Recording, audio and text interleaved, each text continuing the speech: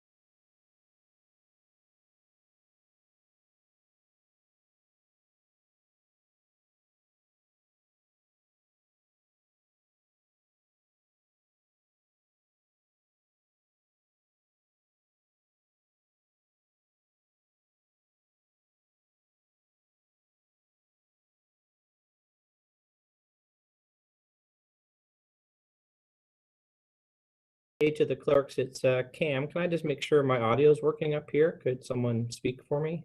Yeah, you're loud and clear. I can hear you quite fine. Okay, great. Thank you. No problem. Hi, everybody. Hope you have a good rest of the day.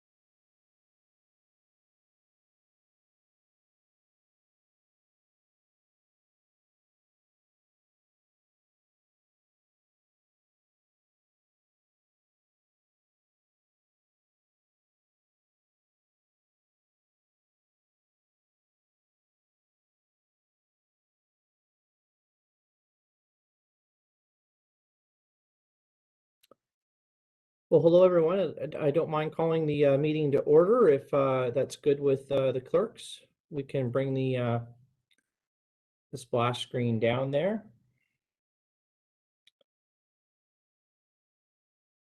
And I hope everyone's doing well. Just give me a moment here, a little bit of a different system from this vantage point that I'm sitting at today. So just bear with me, everybody.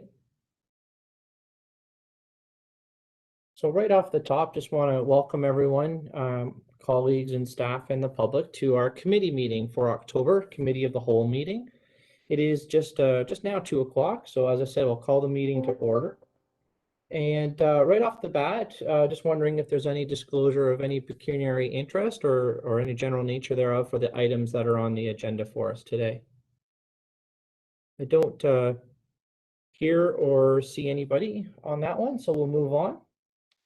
Right off the bat, we have some great staff recognitions, and I've asked actually Councillor O'Rourke, or Chair O'Rourke actually, to read those today. So I'll mute and just send it on over to Chair O'Rourke.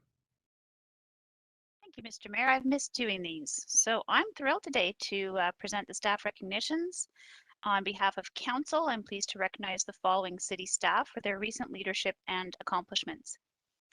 First is Stephanie Slayman, and she's one of our city's economic development officers, and she recently passed her Certified Economic Developer exam and earned her professional designation through the Economic Developers Association of Canada, or EDAC.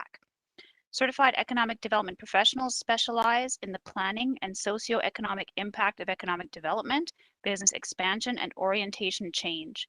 The designation identifies competency in both academic background and practical experience and establishes and maintains a uniform and professional basis for all Canadians employed in this field. Congratulations, Stephanie, on achieving your ECD designation. That's terrific. Next, we'd like to recognize the City of Guelph's Healthy Landscapes program, which has been recognized with the Ontario Waterworks Association's 2021 Award of Excellence for Public Education and Awareness. These awards are provided by the Ontario Waterworks Association's Water and Energy Efficiency Committee, and recipients are selected based on innovation, creativity, water, wastewater, quantity savings, technical merits, and transferability to other Ontario organizations. And since its inception, In 2008, the Healthy Landscapes program continues to evolve to meet our community's needs and interests. Initially, it offered residential property visits across the city and has grown to now include a speaker series and a garden design course. These city-led efforts deliver on the program's mandate to create lush, desirable residential landscapes that require less treated tap water to maintain. The program also supports other important city plans and initiatives, such as the Natural Heritage Action Plan, urban forestry strategy, and the promotion of capturing rainwater and growing pollinator gardens that form part of the city's designation as a bee city. Karen Mcquillen, the program's coordinator, has coordinated this program from the start and helped establish the City of Guelph as an industry leader in municipal best practice. So congratulations, Karen and Water Services. Great work.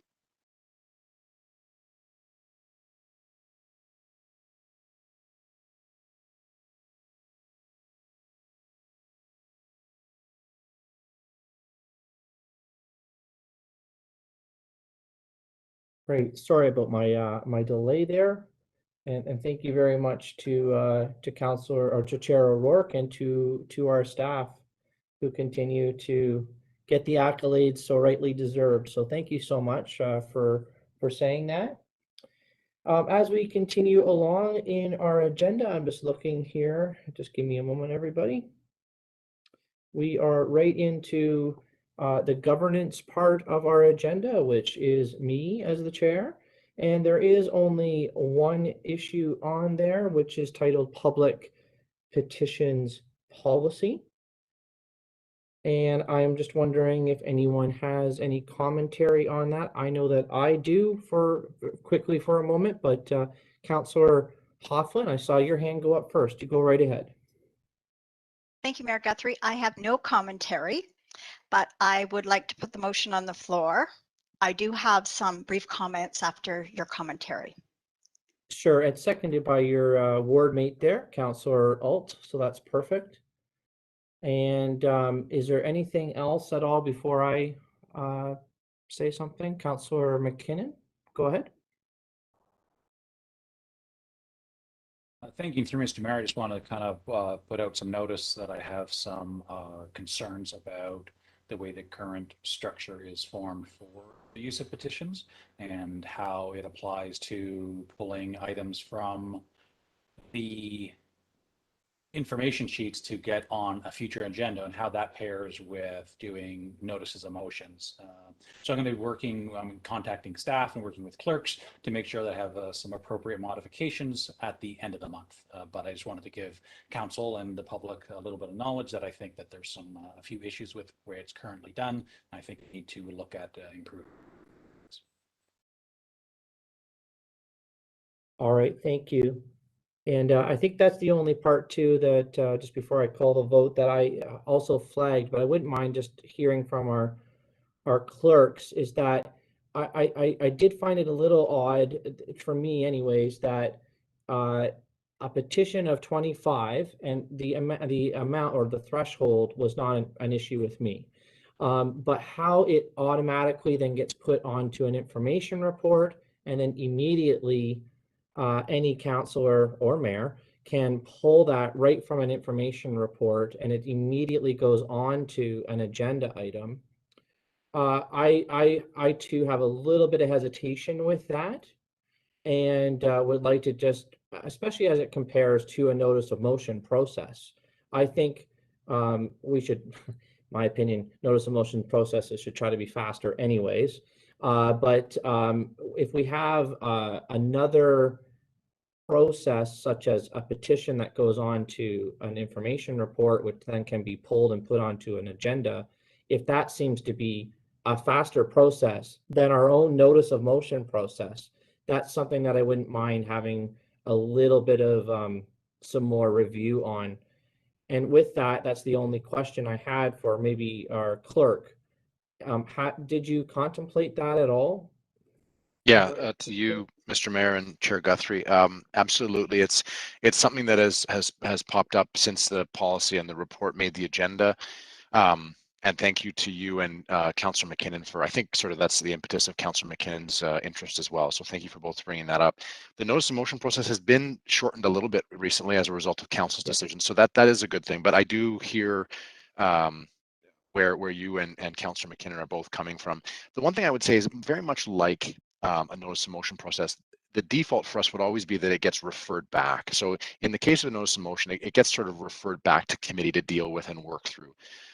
We would likely see the same, we would want to see the same pathway for petitions. So yes, on and information items able to be extracted, that's good from a transparency standpoint. I think we would all agree with that. But never necessarily intended to go right to council for an immediate decision and action. The preference for us would be that it's something that staff could then have it referred back to. Again, petitions are a great way for the public to sort of flag issues of concern that they may have to council, but there's obviously a lot of operational considerations that staff would have to have on the back end about how to operationalize things, et cetera. And so that is the intent. And to your point and Councillor McKinnon's point, perhaps that can be a little bit more clearly outlined. It may be something that we actually outline, not so much in this policy, but in the procedure bylaw, just to make that clear, so that there's that kind of similarity between a notice of motion getting referred back to committee for more work. In this case, a petition, maybe the intent should be that it gets referred to staff for a more fulsome analysis of what may or may not be being asked by the community. Okay. So that helps, and we're happy to work with Councillor McKinnon, and if that sort of meshes with Councillor McKinnon's thoughts, then we can certainly work on that between now and the end of the month council meeting. Okay. Well, that was it for me. I'm happy to call the vote then on it as it stands right now, and I do want to thank staff for doing the work to bring it to this point, to bring some clarity around how that would work, and for council to approve sort of looking at least at this potential policy. We've had lots of petitions in the past that, you know, do need some qualifiers to it, and that's totally fair. And I think that the report shows how, you know, from a fairness point of view, it can really, it's really needed so that they don't kind of, you know, don't have any parameters around them. So we appreciate that. All right, well, with that, I will call the vote. Now, Councillor Alt, your camera isn't on. So did you need to turn your camera on to do the vote here, or are you only joining us by audio today? Just don't know how that's working. I don't know how the camera got off. I'm just turning it back on again. Okay, there you go. I'll call the vote Yep. now then. All right, all in favor of the way it is for today, please raise your hand. Looks unanimous to me. Is that okay with the clerk? Thumbs up from the clerk. Okay, perfect. So, lucky me, that's the end of my section. And so at this point, I would like to just turn it over to Chair O'Rourke for the infrastructure development and enterprise services. There's a few on the agenda for that. So I'll mute and turn it over to you, Chair O'Rourke.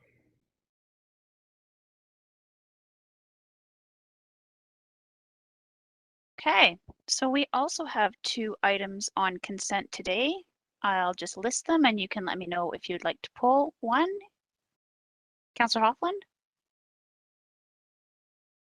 I didn't mean to interrupt you listing them, Councillor O'Rourke, but I would be happy to move consent. Thank you, and Councillor Billing seconds that. Would anybody like to pull 8.1 MTO Connecting Links Program 2022-2023 York Road Phase 3-2021-292? No, so that will stay on consent. And the other one is the 8.2 Environmental Policies Update 2021-281. Did anybody want to pull that one? Seeing none, then I will call the vote on the consent agenda items. All in favor? That looks unanimous, Mr. Clerk. Thank you. That was quick. All right, so moving swiftly to items for discussion. The first item is 649 Scottsdale Drive, refusal to issue tree permit, and we have 2 delegations. Is Mr. Bridges on the line, or is he joining us by video? Okay. Hello, Mr. Bridges. Are you joining us by video today? Wonderful. I'm going to need you to unmute. There we are. Thank you very much. Sorry. And I'll just start the timer for your delegation. Go ahead. Okay, thank you. So this is in regards to tree removal at 649 Scottsdale Drive. Our client Skyline had asked us to bring this forward to the city again, looking at it under a slightly different lens after our last discussion with council. So thank you for your time previously. What the property owners are asking for at this point is only the removal of the Colorado blue spruce trees across the frontage of the building. Previously, they've been asking for the pines down the side as well. We have replaced tree for tree, the removal with new ivory silk lilac trees. And with that, we've met the city's, the city compensation standards as per your technical manual of aggregate tree caliper growth.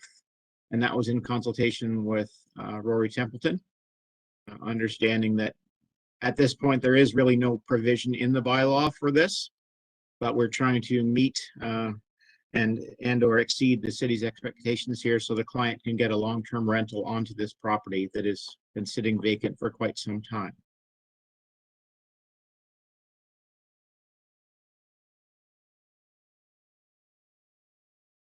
Did you have anything to add, Mr. Bridges? I can answer Wow. questions at this point. Excellent. Do I have any questions from councillors? Seeing none, thank you very much for your time, Mr. Bridges. Appreciate that you're here. Our next delegation is Matthew Organ, who is the owner of Skyline Apartment Asset Management. And Mr. Organ, I see, is on the line. I'm going to need you to unmute and turn on your camera, sir.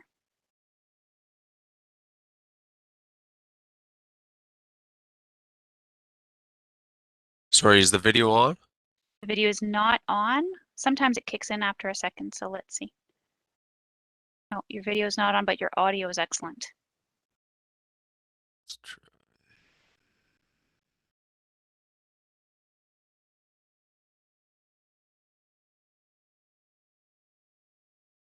I'll give you a second. I haven't started your time, so. Sorry, I don't sure why this isn't turning on.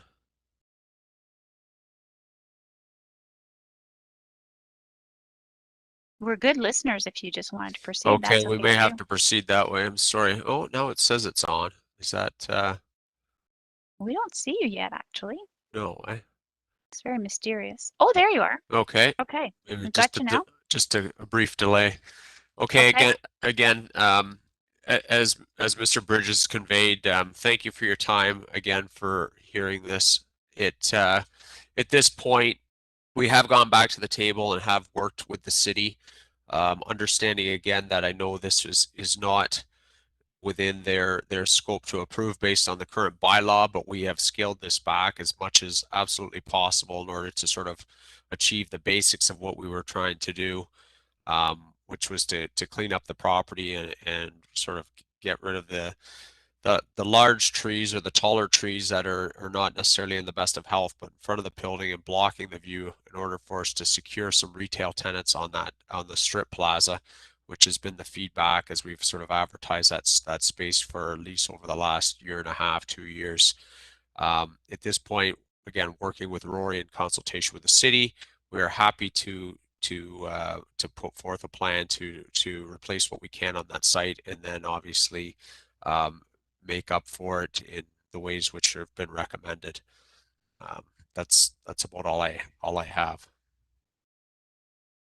Thank you. Okay, do I have any questions from council? Councillor Hoffland. Yes, thank you, Councillor Rourke. So, Mr. Organ, you want to, I'm going to use your words, get rid of those trees because they, do they affect the visibility? You want to clean up the site. What does that mean when you say clean up the site? Well, two things, and I can let Paul speak to this afterwards. Based on the assessment of the landscape architect, there weren't necessarily the correct tree planting at that site back when the site was built with the intended use of it. Growing over time, obviously they're not. And he can explain that better in terms of the actual vegetation, which would be better suited to that area. this has come to light essentially in two parts. Our original proposal, which I won't go into much depth on right now because it's becoming irrelevant, was to also deal with some trees at the side of the building, which aren't doing well either, but we were met with some resistance on that. So we've abolished that. And really at this point, we're talking about dealing with 5 trees, 6 in total, one which is dead, but the other 5. Our main objective is we've got a strip plaza there, which we've showed to multiple tenants, commercial tenants, and given the height of the trees blocking the visibility of the plaza, the concerns always are that they can't get visibility to their storefronts, such as the you have along Stone Road on both sides where the mall is, and the adjacent businesses on the other side of the road have clear visibility because you don't have tall coniferous trees there. So again, just recapping it, our motivation is obviously to remove those trees, plant something more suitable, and then offer in lieu of I can't remember the proposal, Paul, completely at this point, either cash or in lieu of other plantings that the city can do to gain the effective amount of the same coverage for the tree canopy. Thank you. Any other questions from councillors? Mr. Organ, I have one. I'm just curious, when this matter came to council previously, we had suggested that if there was an issue with the health of the trees along Cole Road, that sounded sort of reasonable, but that description of the health of the trees hadn't been included in the original report. So why, if those trees were causing a problem with leaves and things on the roof, and if those trees weren't in good shape, why wouldn't you just ask to cut them down in this application as well? It's I think we're trying to, this is more of obviously of, I mean, there's 2 parts of it, and we'll likely want to deal with the other one at a later date. But for we at this point, we've got a lease pending, which is, you know, the option on getting that lease signed is we've extended it a couple times, and the prospective tenant's been very patient with us, but it's contingent on us getting approval on this. So we thought in an effort to streamline it, let's just deal with what's required at this point, and then we'll address the other trees in a different application. I see. Okay, thank you very much. I don't see any additional questions for you, so thanks very much for your time, Mr. Organ. Thank We you. appreciate it. So before we ask questions of staff, do I have a mover for this motion? I see Councillor Hoffland and Councillor Downer is seconding. Do we have questions for staff? Mayor Guthrie? Thank you, and through you, Chair, to staff. On page 3 of 5 of the report, I just wanted clarity in about the middle of that page. It talks about how the new application deletes the proposal to remove 7 Scott pines. And then it gets into with the remaining compensation provided in lieu of $2,000. And then that last sentence, this does not meet the compensation requirements of the tree bylaw and the tree technical manual. So my question to you is, based on the current bylaw and the tree technical manual, you can't approve this. You kind of, this is why the refusal is in front of us, because of the stringent wording of that bylaw and manual. But we heard from the developer or the applicant that they worked with our staff, with Rory and maybe others. So is what they are proposing meeting what you would allow if our current policy wasn't in place? Like, I'm just trying to understand that relationship between what you're saying in the report versus what you talked about and maybe worked with the applicant in regards to this matter. Of course, I can answer that. Good afternoon. Through you, Chair O'Rourke, to Mayor Guthrie. Halfway down on page 3, there is a sentence that actually says this does meet the compensation requirements of the tree bylaw and the tree technical manual. So the applicant and the owner are meeting the requirement of compensation. You know what? My apologies, Chair. That's all right. I read this afternoon and I reread it now before I even asked the question. And my eyes, My eyesight is not doing well, and that's actually very, very true. It's not an excuse. And I swear to you, both times I thought it said the word not. And here I went on. You guys should have just interrupted me about 10 seconds into what I was saying. I'm very sorry. I swear I thought it said not. So that's my bad. And is there anything more that you need to add, or should you just say you answered it, Mayor Guthrie, and move on? No, I think you answered your own question. Yeah, they are meeting compensation, so that's not the concern that staff have at this point in time. All right. Well, why don't you finish the sentence? And the concern is what then? Sure, of course. So the concern from staff's perspective is that the trees being requested for removal, there is nothing within the bylaw that permits staff to issue a tree permit because a tree is considered a nuisance or for a marketing reason for this standpoint. So we tried to work with the applicant, and we asked them that in their second submission, if they could look for concerns from an updated arborist report that may help staff support the removal of these trees because the trees are structurally unsound, they're considered a hazard, there's a lethal pathogen, something like that to those effects. So because the bylaw doesn't speak to nuisance trees, we had to refuse the application. Yeah. The letter of the law is what you're following, so I got it. All right. This mayor who can't read is going to mute now. Go ahead, Chair. Back to you. Okay, any other questions for Mr. Templeton? Then, Mr. Templeton, I have a question. It's funny the things you notice when you're on council, you're driving around town, you start looking at trees in front of every plaza. What's the concern that this could set a precedent? Because once I started looking, then I saw there were a lot of plazas that had trees in front of them, where perhaps it limited visibility, but most people know what's in that plaza anyway. So can you just give me an idea of the potential for setting a precedent in this regard? Absolutely. So we don't want to set a precedence that tree permits will be issued for nuisance trees.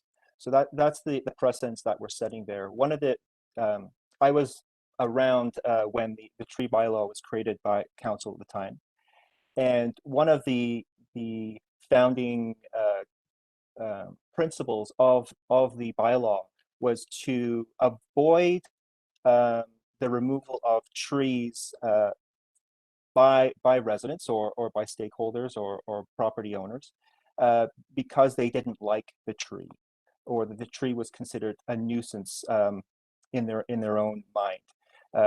So one of the principles of a bylaw of the tree bylaw was to create principles and conditions why a permit would be issued. And one of those was obviously having a certified arborist provide their professional opinion of the tree and provide guidance for its removal based on its health, its structure, its growing habitat, and things like that. So there had to be some type of professional opinion and guidance on tree removals. Does that help? That's very helpful. Thank you, Mr. Templeton. Okay, I'm taking one last scan around the table screen. Oh, I see Councillor Downer has a question for you, Mr. Templeton. I actually don't have a question. I have a comment. I just want to make sure you're working right from questions to the vote. So go ahead, Councillor Downer. Should I go ahead? I still support the staff position. I agree with them on concern about precedent setting on this issue. Actually, if you go drive by the plaza is quite visible, except when you're right in front of it, when you're already in front of it. And what's in the plaza is quite visible. So I just don't see the need. We have a tree bylaw. We have a goal of a 40% canopy. I don't consider lilacs trees, they're bushes for the most part. And if they were planted, they would be kept to the height of bushes and not let to grow if these trees are a problem. So I'm supporting the staff recommendation. And I actually do have one question. Were the groups that delegated and wrote letters the last time notified that this was coming back? Council, this application?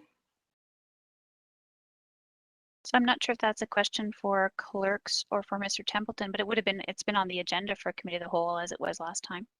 Yeah, I just wondered, but there was people that delegated and groups that wrote letters, and I just wondered if any it was coming back. No one's jumping in to answer your Okay. question. I'm going to assume that they weren't, so. Madam Chair, I can jump in, and apologies, Certainly. Councillor Downer. Just getting a mask off a headset is I part of the joys of that we live in today. So no, Chair O'Rourke's commentary is quite accurate. So the agenda goes out, same notice, same provisions as usual. There would have been no specialized notifications that would have been carried out by the city clerk's office. And I will just look to my colleagues in planning and building. I don't believe there was any other notifications through them as well in that regard. So just the traditional notice process of the agenda being posted on guelph.ca. Thank you. Thank you, Mr. Clerk. Councillor Downer, you still have the floor. Did you have anything to add? Yeah, no, just maybe I'll have to look back myself and I'll contact them before it comes back to council, because I know there was quite a bit of interest in this the last time. Very well. I still have Councillor Bell and then Councillor Salisbury. Councillor Bell? Thank you.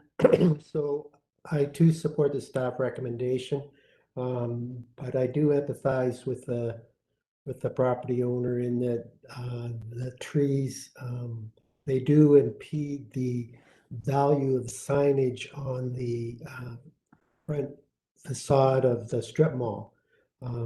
So I think it might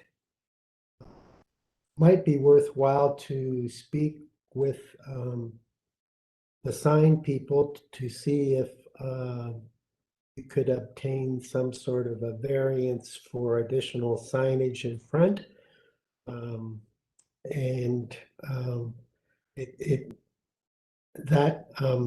There may be a solution there with signage rather than cutting down nuisance trees.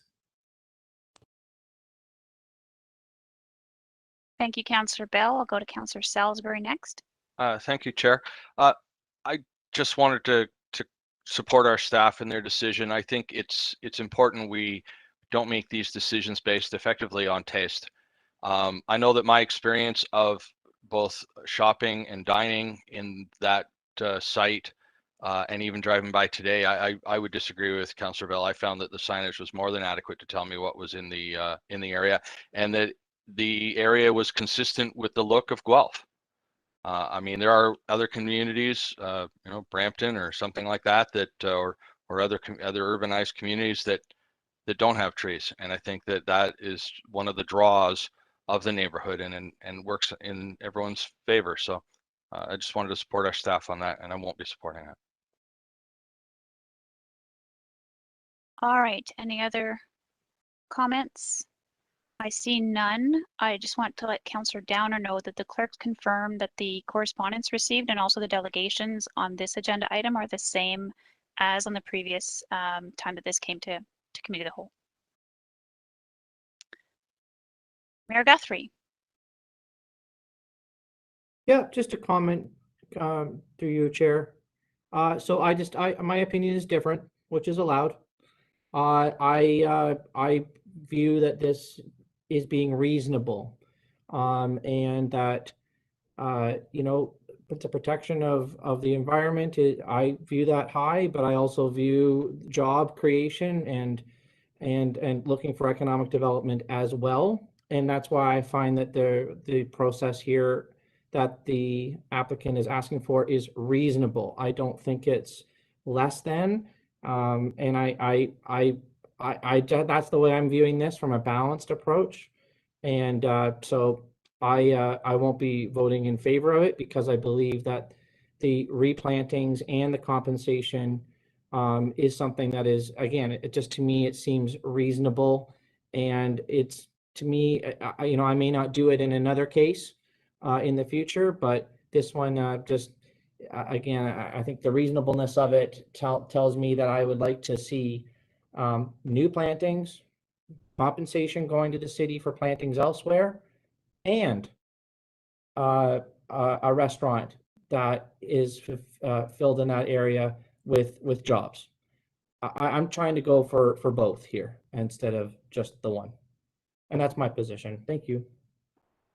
Thank you, Mayor Guthrie. So just before I call the vote, I just want everyone to be clear on the language of the motion.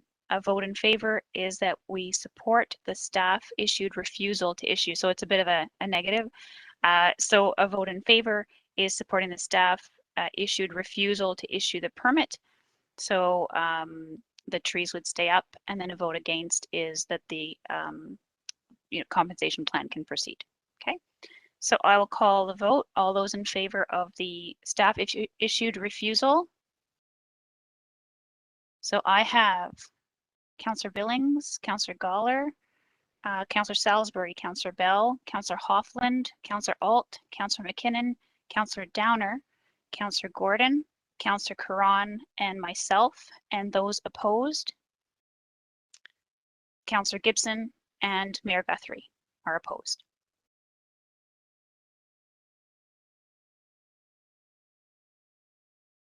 That match? It's a match. Okay. Thank you. All right. The next item up for discussion is our real estate assets update 2021-277. And we are going to start that with a presentation by Ian Scott, who's our manager, facility design and construction. Welcome, Mr. Scott. Welcome.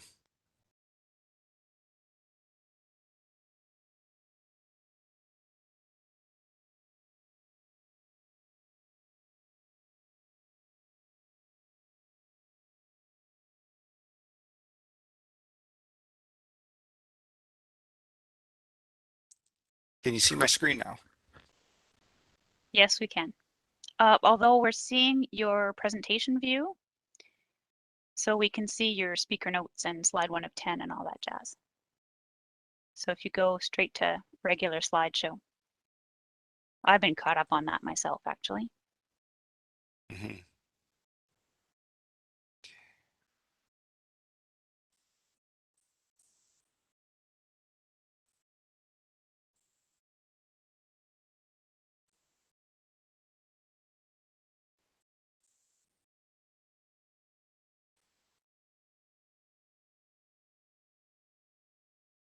That is perfect. Floor is yours, Mr. Scott. Great. Good afternoon. I'm Ian Scott, Manager of Facility Design and Construction, and today I will be presenting the 2021 Real Estate Assets Update to you. This report is preceded by 2 previous reports and will build on those reports to provide an update to Council on the properties previously listed. The purpose of this report is to bring attention to city-owned properties of interest and to provide transparency about their condition and actions being taken on those properties. In addition, the purpose is to seek direction on the recommendations in the report. From past year's reports, there were 8 properties of interest listed by the city. However, with the sale of Delhi, the list has been reduced by 1 property. The list of properties of interest now include 72 Farquhar Street or the Drill Hall, 880 Victoria Road or Carter Farm, 341 Forestell Road or Parker Farmhouse, 106 Beaumont Crescent, 606 Massey Road, Mcquillen's Bridge, and 14 Edinburgh Road. This year, the report really focuses in on 72 Farquhar Street or the Drill Hall with the completion of a market sounding study and the recommended stabilization of 880 Victoria Road, also known as the Carter Farmhouse, and 341 Forestell Road or the Parker Farmhouse. The remaining 4 properties have also been provided updates as to their statuses. Property and building at 72 Farquhar Street or the Drill Hall is currently being stabilized by the city, which in general terms includes updating and replacement of the building foundations and structural elements to bring the building back to a structurally sound state, to prevent further deterioration, and ensure that the building is watertight and provide proper drainage away from the building. As the city has started the stabilization works and through the process of uncovering various elements, it has been realized that the building is in worse condition than originally anticipated and needs to be stabilized as soon as possible. Due to these needs, along with the effects of COVID, technical requirements, and coordination with Metrolinx, the cost of stabilization has risen to an anticipated $4.5 million. The stabilization works are scheduled to be completed mid-2022. Earlier this year, the city completed a market sounding study intended to help inform staff about the private development community and community user groups' view of the drill hall building.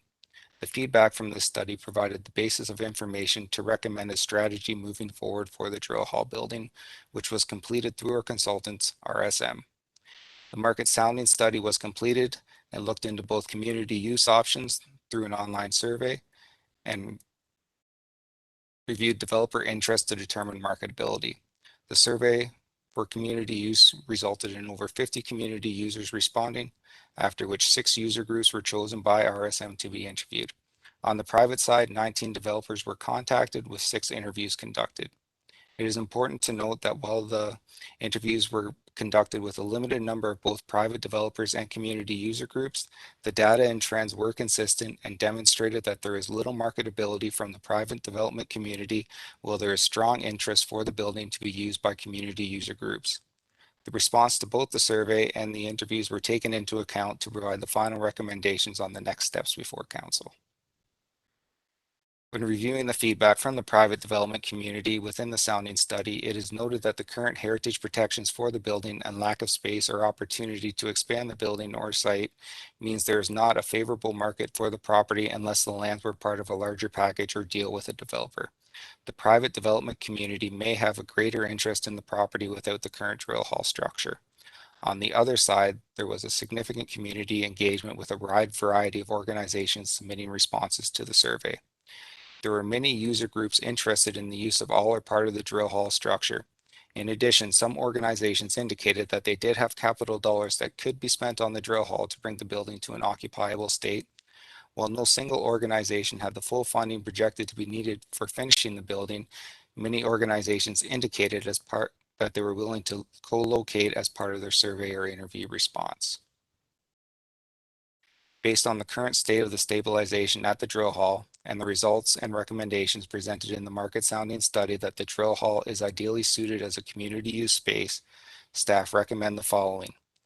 The city proceed with preparing an open proposal to solicit uses for the property at 72 Farquhar Street in conjunction with finalizing the stabilization of the drill hall property, and that upon completion of the stabilization, the drill hall shall be secured as is until community use is found that is financially viable without the need for additional city funding. As part of the 2020 Real Estate Assets Update, staff were directed to review the condition of the heritage buildings located at 341 Forestdale Road and 880 Victoria Road. City staff hired a consultant to review the condition of the buildings and to provide recommendations to maintain the existing condition of the buildings. In addition, city staff were directed to investigate options for appropriate uses or strategies for these 2 buildings. In general, the consultant recommendations were consistent between the 2 buildings, which include ensuring that the buildings are watertight and have proper drainage away from the buildings, provide hoarding and security around the buildings to help deter vandalism and animals, and to provide heating and ventilation to help control humidity in the structures and prevent freezing. The report estimates that a combined $260,000 is required to stabilize and secure these 2 buildings, with $150,000 required for 341 Forestdale Road and $110,000 required for 880 Victoria Road. Staff have identified that there is a potential for use of 341 Forestdale Road as a water pumping house for the city, pending results from environmental studies and approvals that are currently ongoing. The city is still working to develop a long-term strategy for the structure at 880 Victoria Road.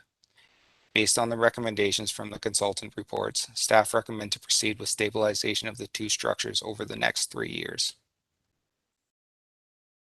Finally, reviewing the progress made by staff on the remaining properties of interest, the property at 106 Beaumont was determined to be parkland as per the land use study and approved by council on May 10, 2021.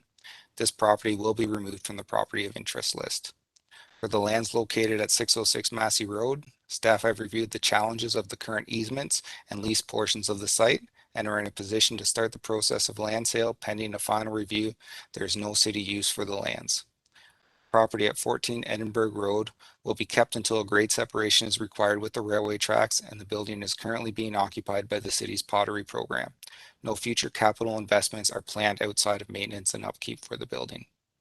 And lastly, for Mcquillen's Bridge, the bridge is scheduled to undergo an EA followed by design and construction forecast for 2028 and 2030 respectively to rehabilitate the bridge. Thank you.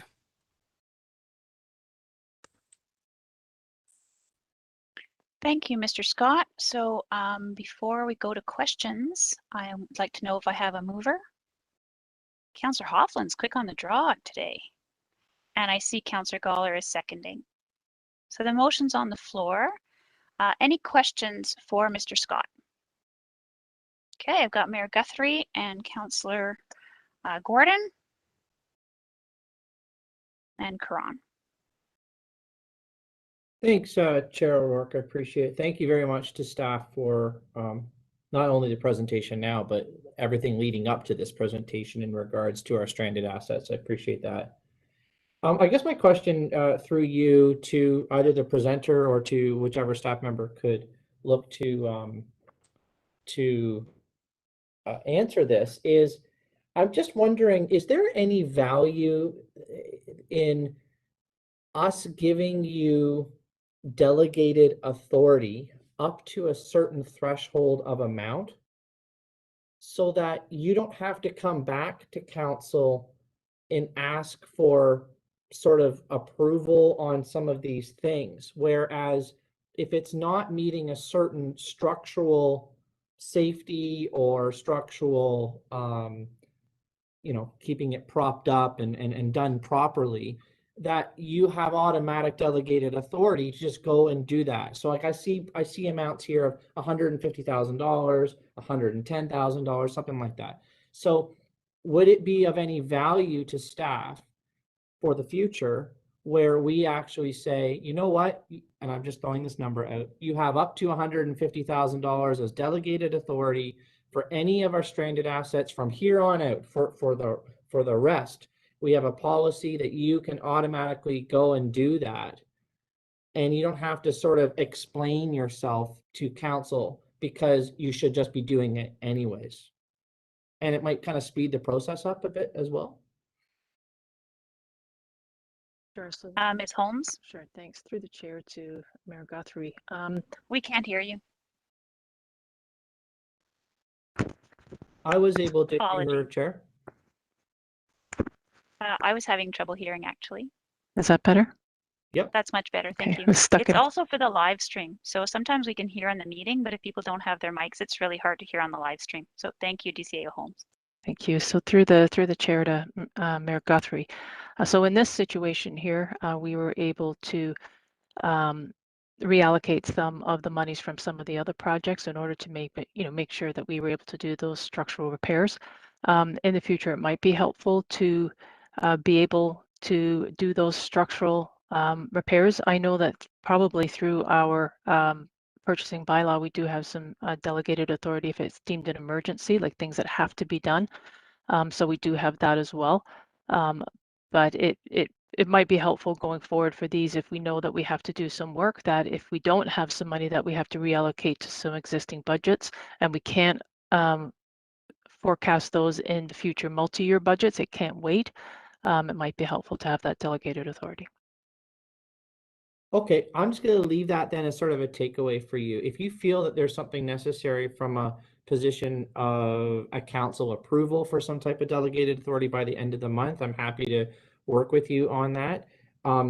Again, I'll just kind of reiterate that, right now the recommendation number, 4 as an example, that staff proceed to stabilize 341 Forestdale Road and Carter Farm, right? To me, it should just be like, well, shouldn't that just be done? Like, why are you coming and asking us for sort of approval to go and do that? And that's where I think that delegated authority might be a lot cleaner and really accountable to staff that you can go and do this work when it needs to be done. And we can make it up to a certain threshold, and every year in the delegated authority there's like a a report that comes out every year that tells us when the delegated authority was used. We would see that in the reports based on any of the stranded assets that was used for that. So I'll leave it with you as a takeaway. That was my only question at this point, Chair. Thank you very much. Thank you, Mayor Guthrie. We're going Gordon, Caron, and then Downer. Thank you, Chair O'Rourke. My question is around the drill hall. Thank you, Mr. Scott, for outlining your report for us. I have a curiosity and a concern about recommendation 2, where it says, until a suitable community use is found that is financially viable without the need for additional city funding. That actually, 2 things about it. I don't quite know what that means. And I was surprised by it in that it looks like a policy shift to me. I've never seen, dating back way before I was a councillor, an intended cultural and community benefit use being designed so that it looks like it wants to almost turn a profit, or all the uses that we found, and I can picture a lot of the community groups that might really benefit from cohabiting or solely occupying this property. They traditionally provide great economic benefit, social benefit to us.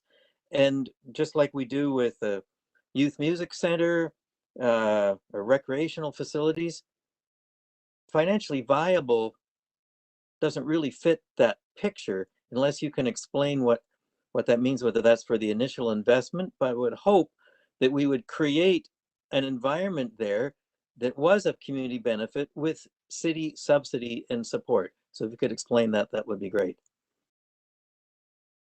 DCAO Holmes. Sure, thank you.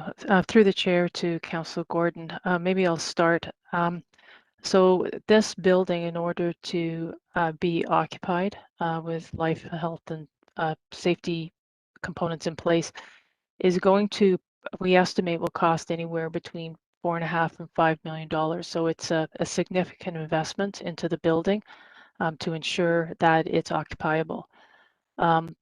I think where we were landing on this is that, of course, we would take into account what community benefit might be applied, and then balance that off with any work that had to be done within the building. So I think I just turn to my colleagues and see if I've missed anything.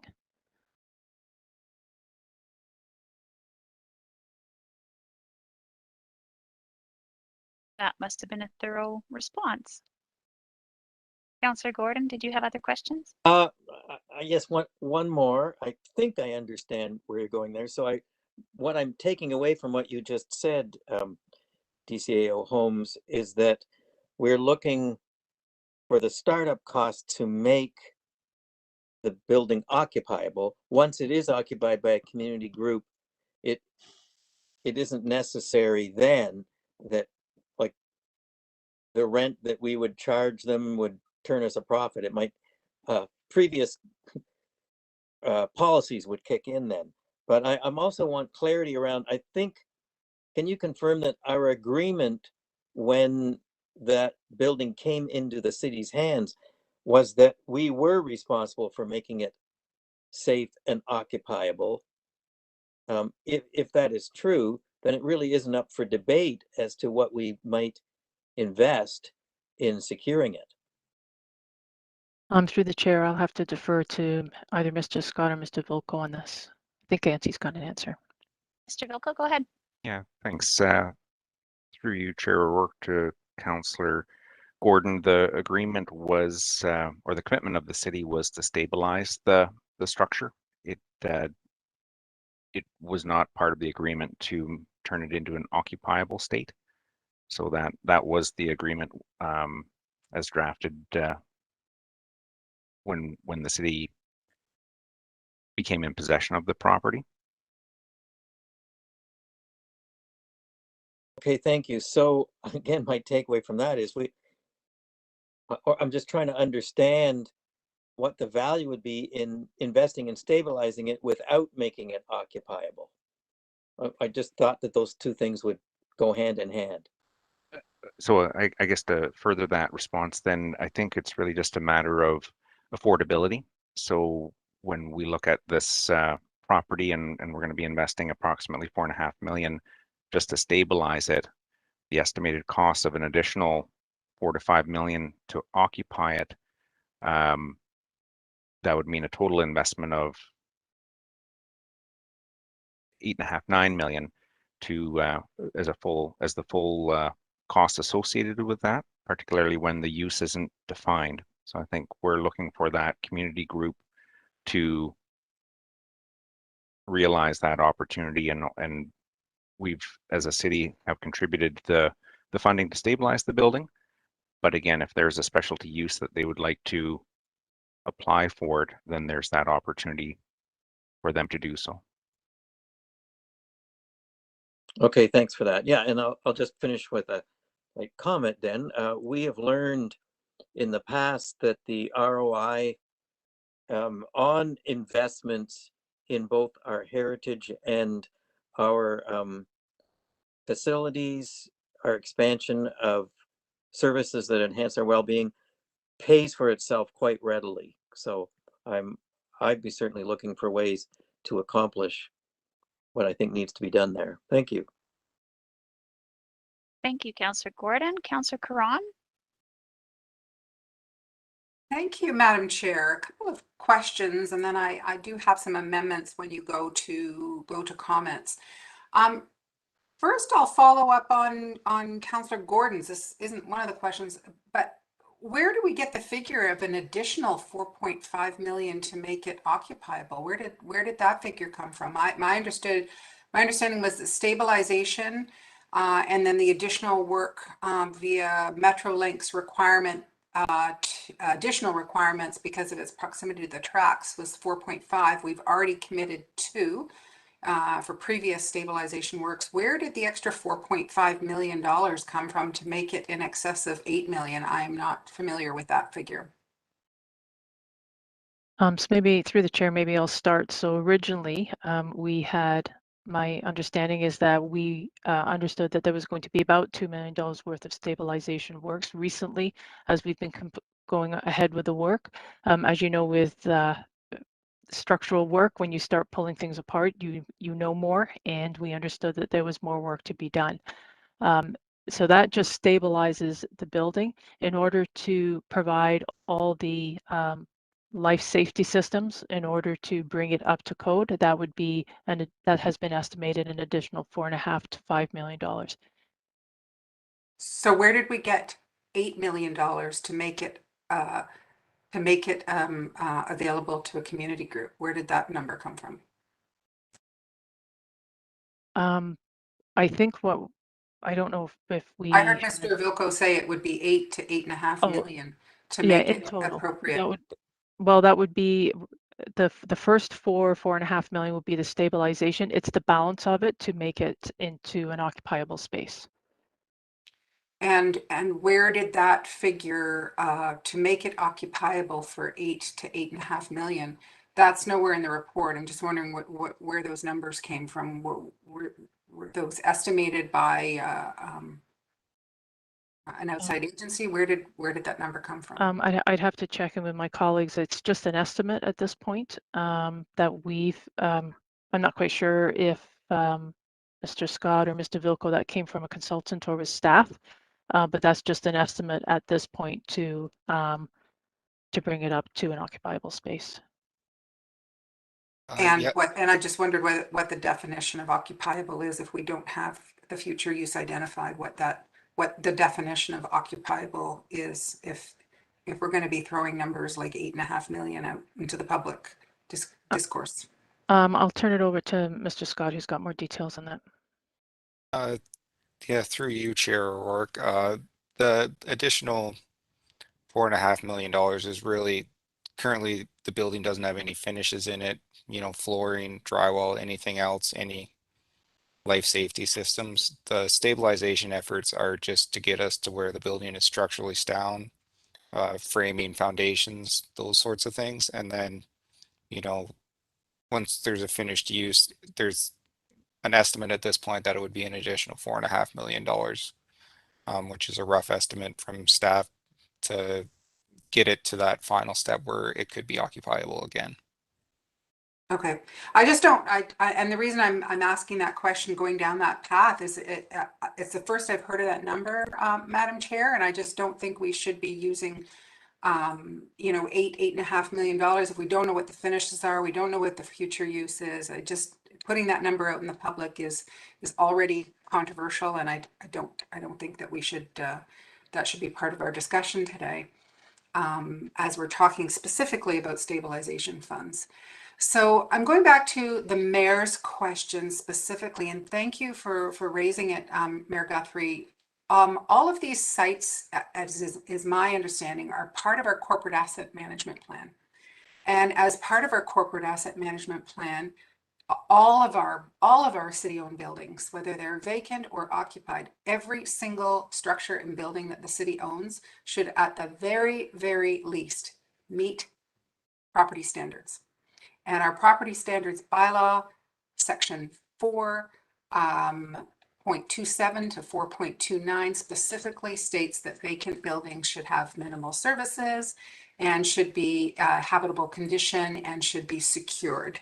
And, you know, I don't want to bring up this past week about what the property standards enforcement on vacant properties had led to in the case of Victoria Road. But what I'm hearing is that the corporate asset management plan that requires our buildings to be up to property standards has not occurred. And I just would like someone to comment on how the deterioration of these sites has led to the escalating costs of rehabilitation when we have very, very clear policies in our corporate asset management plan, which was passed in 2014. And I actually looked through all of my emails in the past, and I raised maintenance on Mcquillen's Bridge and the Carter Farm as early as 2003. And my question is, if it's not delegated authority, how do we get you delegated authority so that the maintenance can take place without having to come to council as per Mayor Guthrie's question? How quickly can we get that to you? What do you need from us immediately to just get the work done that needs to be done to meet our property standards bylaws at the very, very minimum? And there's lots embedded in that question. So, and I just want to also, before you answer that question, I know that everyone currently on this file was not here in 2003 and has very recently joined our organization. So I don't want any implied criticism or negativity to be applied to our staff, as I believe that this report is going a long way in helping to address the problem. And so I don't want staff to feel like I'm being critical, because I know you're actually trying to do good work here, and there is really great work in this report, and I want to thank you for that, for finally bringing it forward. But how can we go to the next step and give you delegated authority so that you never have to come to us again to ask for money to do your jobs?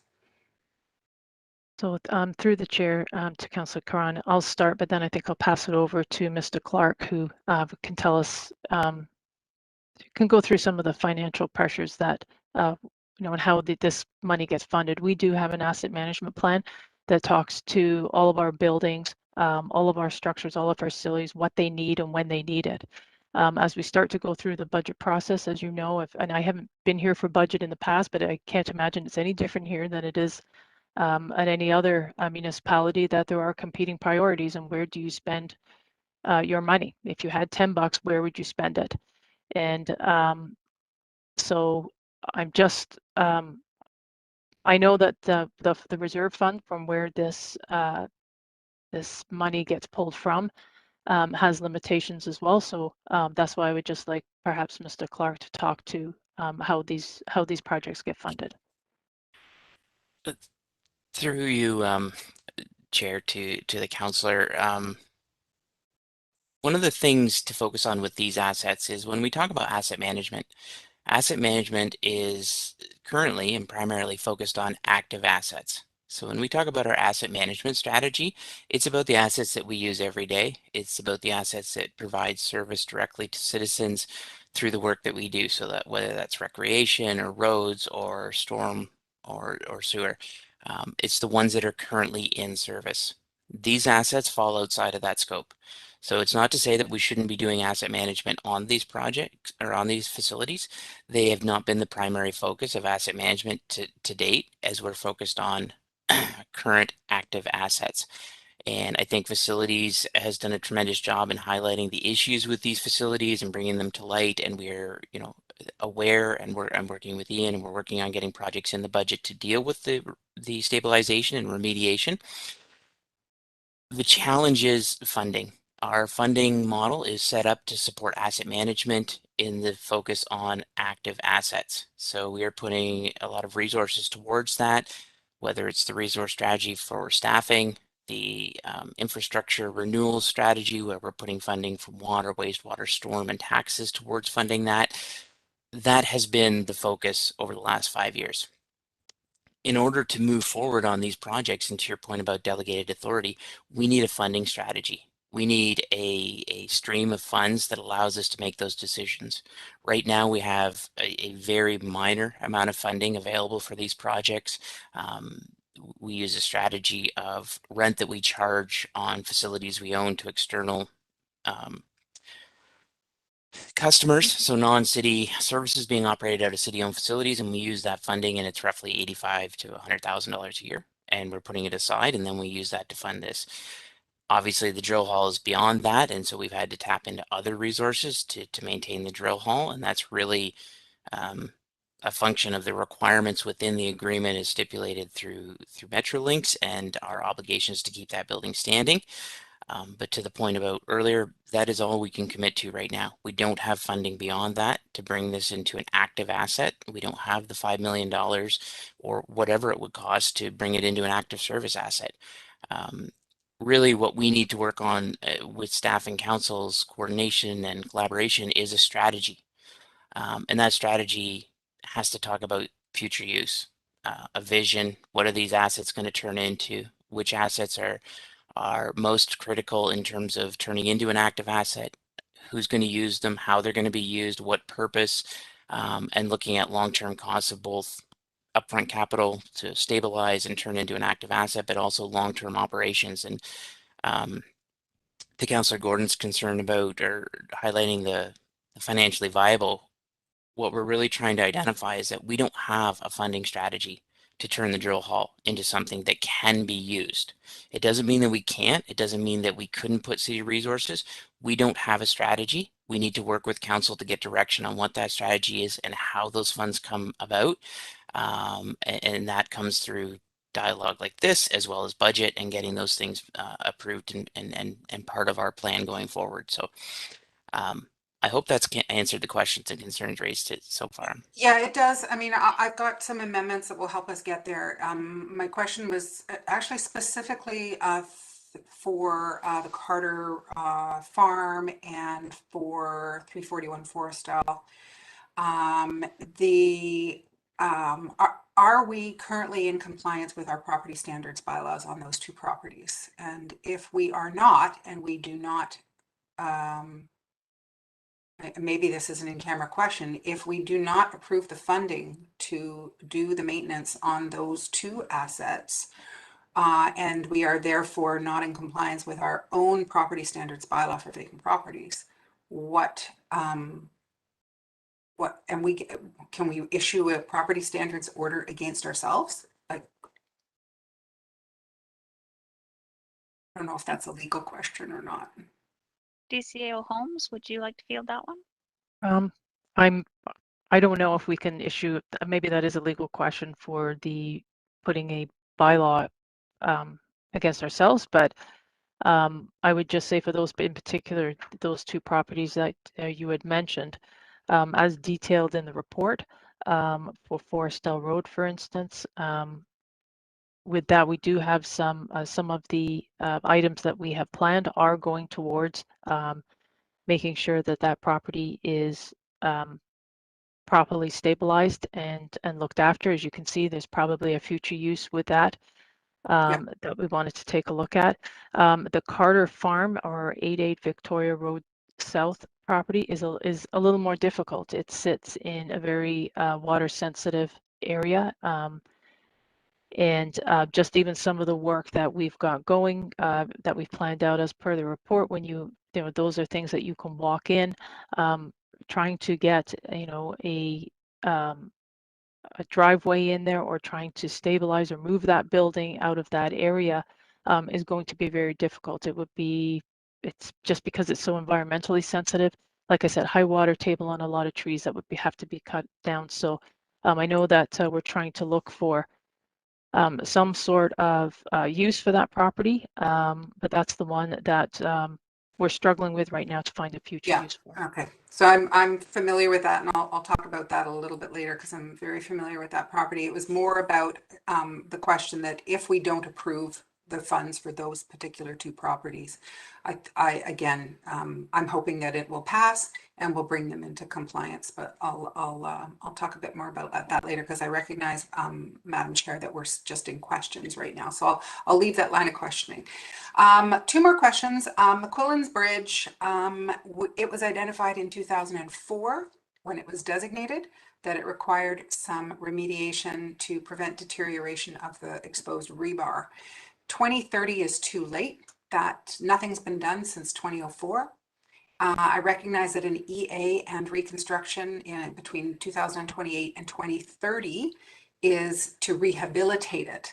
But is there something we should be doing between now and the next 9 years to prevent further deterioration, since the rebar has remained exposed for almost 20 years since it was first identified?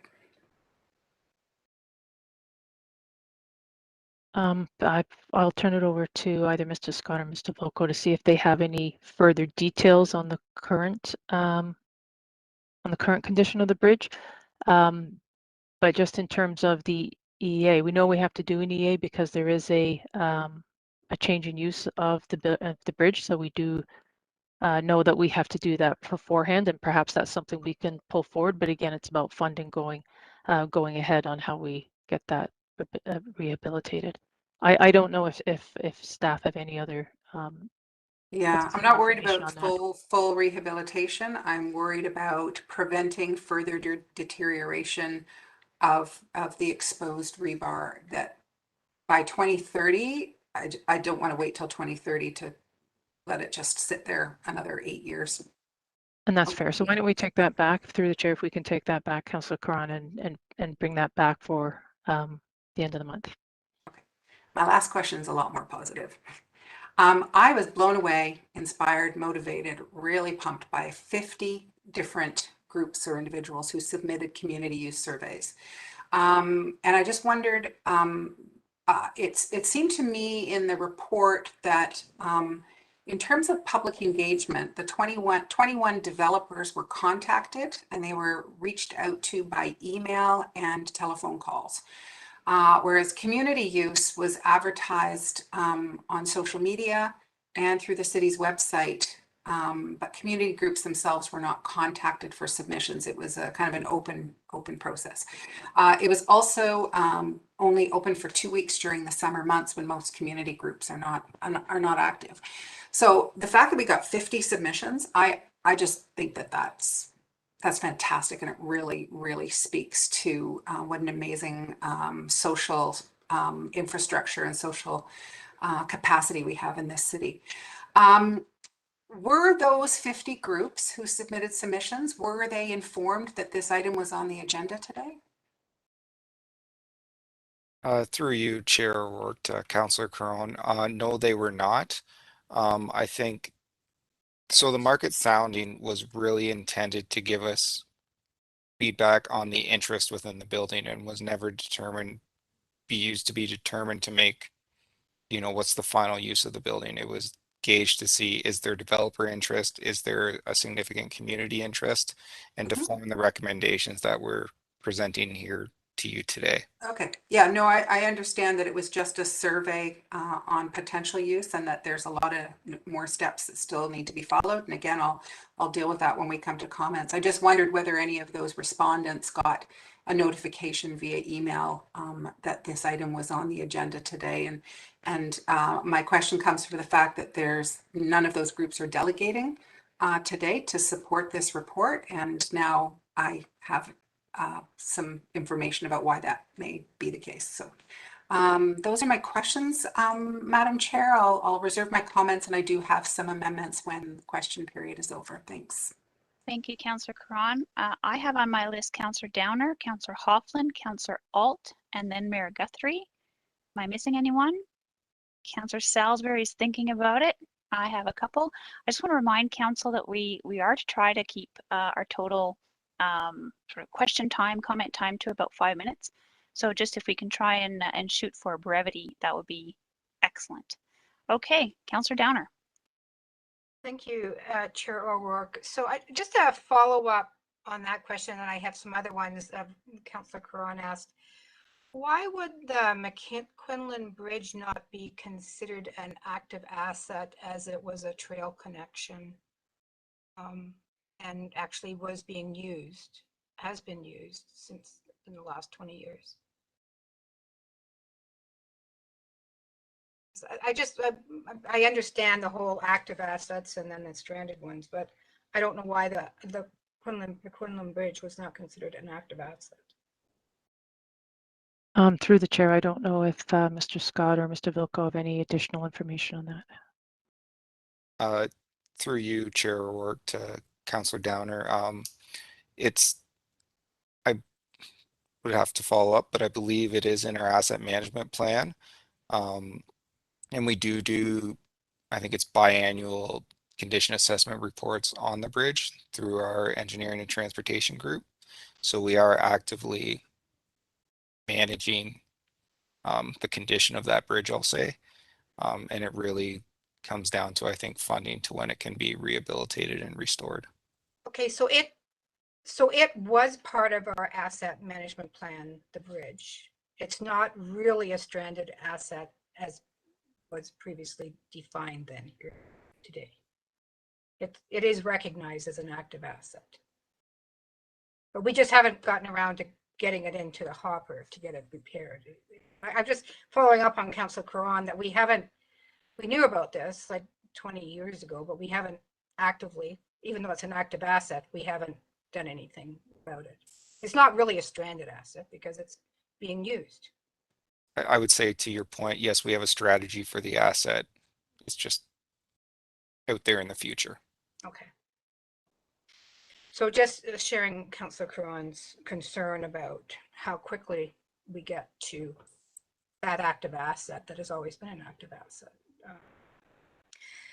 What the other thing that I had some other, just a few other questions. So did we ever consider, I know that there had been discussions sort of behind the scenes in the last few years around the need for extra city hall space at some time in the future. Has that changed due to COVID and going to the hybrid model? So I'm just wondering if this was ever considered for extra city hall space down the road. CAO Holmes? You're muted. You're muted. Sorry. Through the chair to Councillor Downer. So we did look at it in terms of whether it would be considered or not. However, we are undergoing a pilot right now. It looks like as we go forward, we will be doing some sort of hybrid model. So we don't believe that space will be needed for City Hall office space going forward. So we don't believe that now, but we don't know that until that study, or we understand whether that pilot is successful. So that, through the chair to Councillor Downer, that pilot will be finishing up at the end of this year. So we'll be able to report out at the beginning of 2022. So that'll put us in a good place to decide as we go ahead with the stabilization works for the drill hall, how that might be, how the office space strategy might affect the space for the drill hall going forward. Great, thank you. The other then it would be to Deputy CAO Colleen Clark. Bush. The in the previous Parks and Rec master plan, it was also a cultural plan. There was an identified need for cultural spaces, cultural space within the city. We're not doing an update to the cultural strategy right now. So it concerns me when we're talking about future strategies and we don't have strategy yet for Parks and Rec and an update to the cultural plan, even, I don't know when it's coming. And I think it might be on the horizon somewhere. So that just has me concerned about sort of a needs assessment in the community. I'm worried that the Parks and Rec master plan is only focused on mostly, sports, those types of activities rather than culture or arts in the city, which are also have value as recreational activities for a large segment of our community. So can you tell me where the cultural master plan might be coming? A lot of other communities have them, actually many. And where we are in any kind of needs assessments with the Parks and Rec master plan. Sure, through the chair to Councillor Downer. So the first priority was the Parks and Rec component of that master planning work, and that is still underway now. Obviously, everything with COVID put a little bit of a pause on a number of things, including a lot of the activities in the sort of cultural sector, both for the city and in the broader community. Some of that work had been tied to some of what we were doing through tourism, but also looking to bring forward some strategies and approaches in 2022 to speak to that broader cultural planning piece that we know is needed. It's just a case of balancing the resources and how much we can accomplish within any given year. So you are correct that the Parks and Rec piece is coming first because that was the more immediate need, and there were some sort of immediate facility questions that were arising out of that. But then there is certainly work through our Culture and Museum division to be looking at a longer term strategy, and we'll be hopefully bringing something forward for consideration in 2022.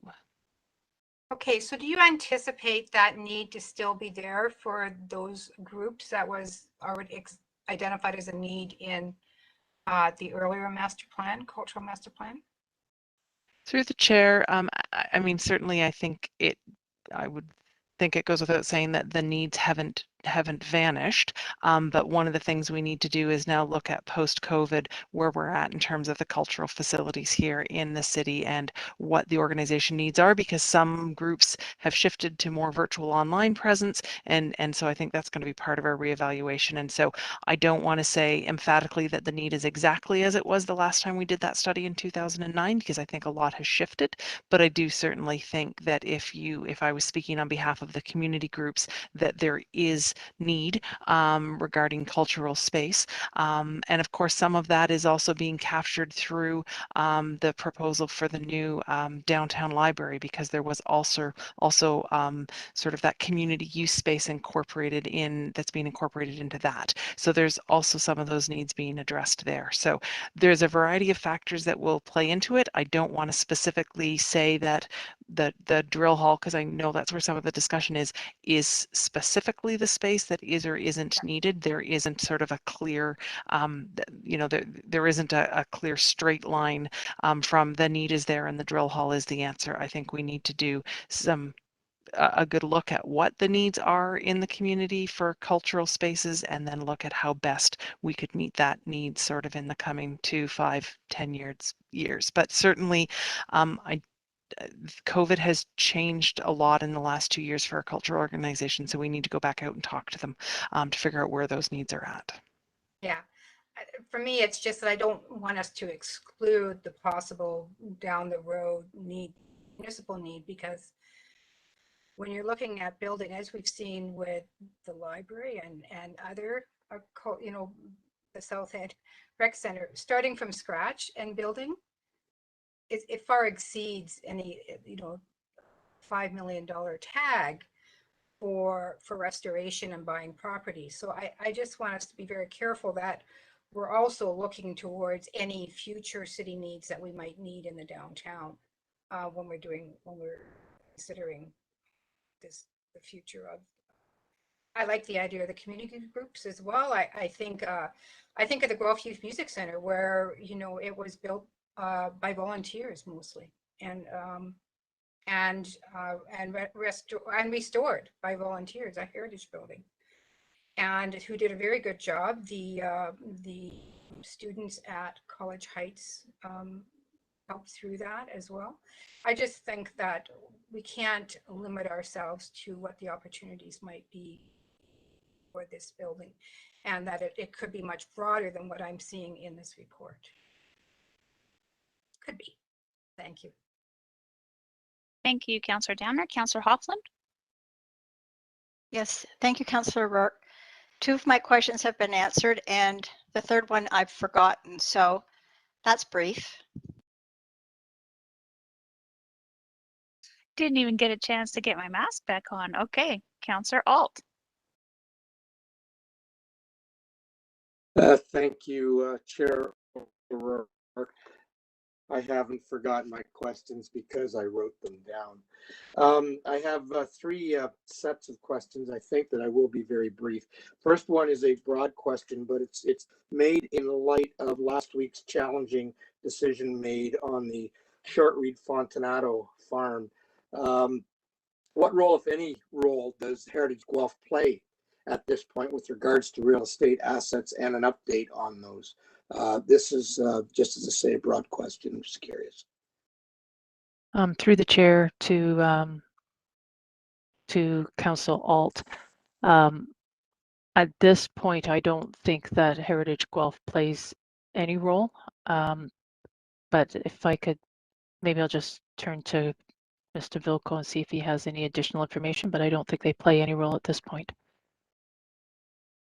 Yeah, thanks. I don't believe they have a role at this stage. I think the challenge that we face with these assets primarily is the future use. So I think if there's a future use that can be established, and I think there's a really great opportunity for the Forestdale property, given that there's an opportunity for groundwater production well at that location.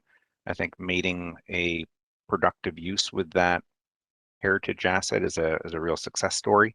And so I think that's part of our challenge collectively in terms of finding those uses, because I think that use then solves part of the problem. So, but to answer your question, I don't believe there's a active role here. Obviously, the properties that have heritage designation have that designation, but I don't see an active role required here. Okay, thank you. The next 2 are two specific properties. Then I'll come back to one broad one. With the Mcquillen's Bridge, I listened with interest to the comments on rebar and so on, as I was out there a week and a half with a group from Rotary Club in Guelph. And what struck me about that is that as I was listening, I am wondering whether the bridge should be secured and isolated, because it is accessible and it is being used. And it struck me that this is neither an asset that is currently nor stranded. It's somewhere in between. And I wonder what the city's challenges are on this, especially if there's any incident out there that raises questions of liability. I realize that last part can't be answered, but I think it needs to be considered. So through the chair to Council Alt, we can take that back and review with our team. Thank you. With regards to the drill hall, there were a couple of very specific questions, and Mr. Scott might be best to answer one of these at least.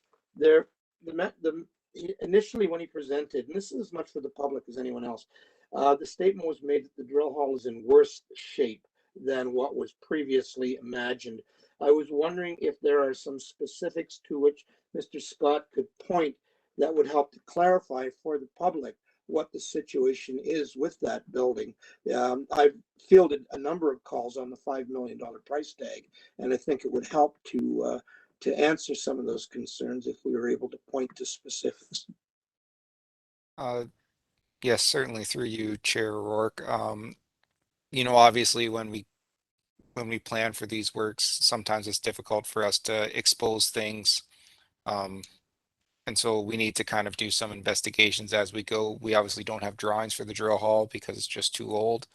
So, you know, as we start opening up walls and digging down, we're finding things that we didn't realize, like there's missing columns for the building that should have been there for the last 20 years, and they're not, and they're contributing to the overall deteriorated state of the building. You know, as we're removing portions, it's found out that non-structural components are actually somewhat holding up structural components. You know, I think a good example of that was, you know, part of the front stairs were actually holding up part of the front foundation, not connected. So there's been things like that that have just, until we remove those components, we can't tell what's actually deficient. Yeah, I get that. So it's a hunting expedition as much as anything else. Yep. It raises a fairly important question for me with regards to both of these assets that I've referred to. Are we actually in compliance with our own property standards? Bylaw section 4.27 to 29. And I'll just put that as a takeaway. I don't want to become embroiled in this too much. My last question is either for Ms. Holmes or for Mr. Scott. There was mention of life safety systems and modifications needed. So there's a couple of specifics. What kinds of life safety systems? And in the statement with regards to the drill hall, is there a sprinkler system currently in there? There's a lot of dry wood in there. Through you, Chair O'Rourke, to Councillor Alt, currently there's not a sprinkler system in there. But depending on the final use, you know, sprinkler system might be needed. You know, there obviously, when it was constructed, there, you know, smoke alarms and those things weren't a thing. So it would basically be going through and starting from the ground up and to meet the building code again. Yeah, and you might not be able to answer this, and if not, that's fine. It can be a takeaway. Would a sprinkler system need to be installed to secure the building? I don't know the answer to that. Just curious because that's an expensive proposition. Right now, a sprinkler system has not been included to stabilize the building, and the need for a sprinkler system would really be based on the final use for the site. Okay, so sprinkler system is based on site use, not on site stability. Yes. Okay, thank you very much, Chair O'Rourke. That's it. Thank you, Councillor Alt. I'm going to go to Mayor Guthrie and then Councillor Salisbury afterwards. Thanks, Chair. Just some rapid fire questions, hopefully just rapid fire answers through you.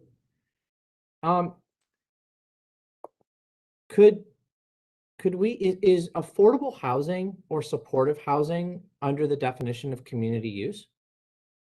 Could we not, as a city, donate this building if we wanted to towards a project like that? Through the chair to Mayor Guthrie, I'm not sure about that answer. Like, I'd have to take that is it back. zoned for residential, or? I don't think we know the answer to that. Okay. Sure. Okay, that's a takeaway then. Okay. Mayor Guthrie, DCAO Clackbush would like to answer that question. Okay.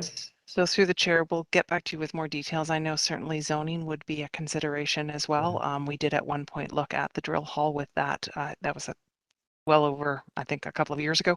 And so we would need to look at both the zoning as well as, I think, at the time, the cost of what it will take to make that facility livable from a residential point of view greatly exceeded what any of the sort of local agencies would be looking to spend in a new build for affordable housing elsewhere, just because of the cost that it obviously is under consideration for this building. So it was something that we briefly looked at and sort of continued on the journey, but we can come back to you with more details. Okay, thanks. I guess the only thing I would say just in response to that is you couldn't ask for a better spot for that use, right beside a transit station, right in downtown with amenities. And a couple of years ago, we didn't have the rapid rehousing grants that are now allowed to come from the federal government. when a municipality is giving money towards these types of projects, which we are, apparently we're going to do 4-point-something million to at least stabilize it. That can help with those types of applications for supportive and type of housing. So I'll let you look into the zoning issue and get back to council. That would be fine. And then the other question I have is, has there been any thought, and does staff need direction from council for you to look to prioritize both the bridge and the drill hall when looking to fulfill any recovery grant applications to the upper levels of government for some of the recovery funds that are going to come down? So as an example, and I know the criteria is focused on the different grants that come from the upper levels of government, but just recently it was announced that we were successful in one of these sort of outdoor type of grants under, at that time, Minister of Environment Catherine McKenna, where we were successful in some connections for trails and bicycle paths and things like that.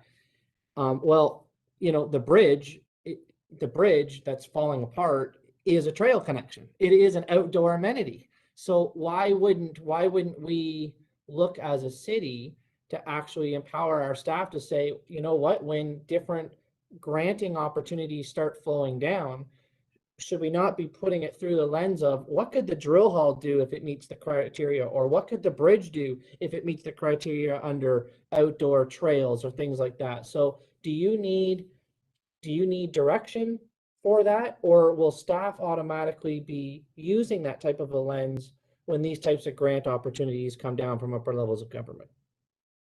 So through the chair to Mayor Guthrie. So whenever these grant funding programs come on board, they come with a certain set of criteria, timelines, where they have to be, whether they be construction ready, sometimes they're for studies. And so these properties that you see as part of our report today are already on our radar. And as those grants funding opportunities do come forward, we would take those into account in terms of whether they're suitable or not. So I don't believe we need direction on that. Okay. Well, I think you heard my comment through the question and kind of passionate about it. If something, I'd hate to find out after the fact that there was some kind of a grant somewhere that totally aligned with the assets that we need fixed, and then we didn't try to go for it. Okay. My next question is, I think it just has to do with the community groups. So in the presentation, it said that these it was interesting. The developers had like no money at all to put towards it because they have a different lens and trying to, profit and things like that. Whereas the community groups in the presentation said, we got like $3 million. And my concern is that they might not have $3 million in a month or $3 million in a year. And so my question is, was that $3 million from one community group that could help with the capital or leasehold improvements, as it could be called? Or was that a collective amount of a bunch of community groups that came up with that $3 million value? Through you, Chair O'Rourke, to Mayor Guthrie. That was from the sounding study, and based on the results of the sounding study, I believe that would have been one community user group. They gave a range from, small amounts of money up to millions, right? Okay.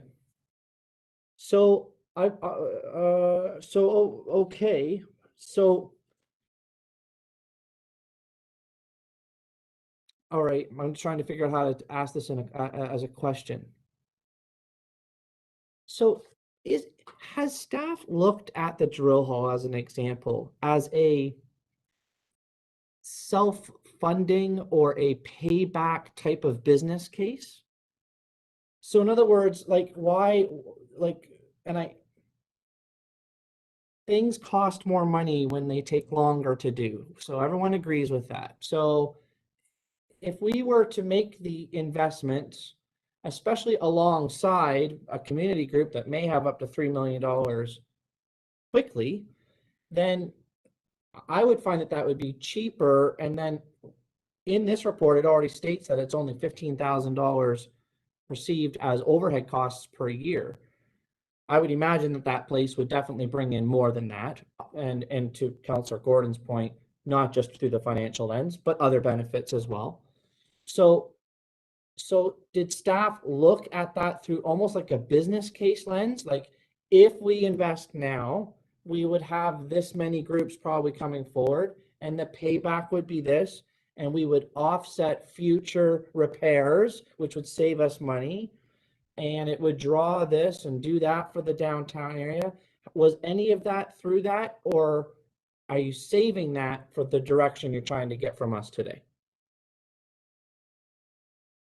I think the answer is that before we go through those steps, we need to define what the end use is, because through the sounding study, we don't know what those user groups were. It's a blind study so that people are more honest, right? So we need to go through the next steps from as presented in the report to kind of go through a proposal, find out what community user groups have interest in it, what they can bring to the table, and then council can go back and determine what's best.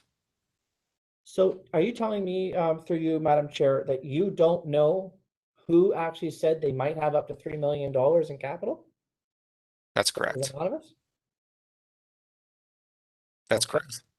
Well, hopefully that person is listening and seeing me lean into the camera with a big smile.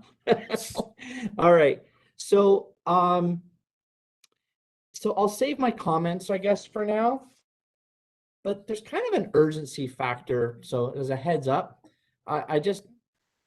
yeah, I'll leave it at that for now. I'll have some comments afterwards. I think that just one moment, Madam Chair.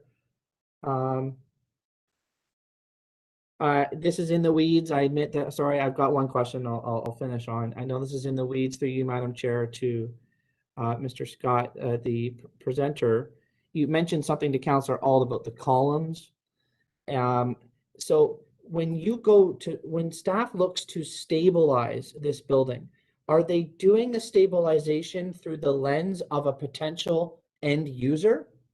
And so my question is, are you going to stabilize it and then find an end user that all of a sudden needs a bunch of stuff that we did for stabilizing it to be removed for the end user?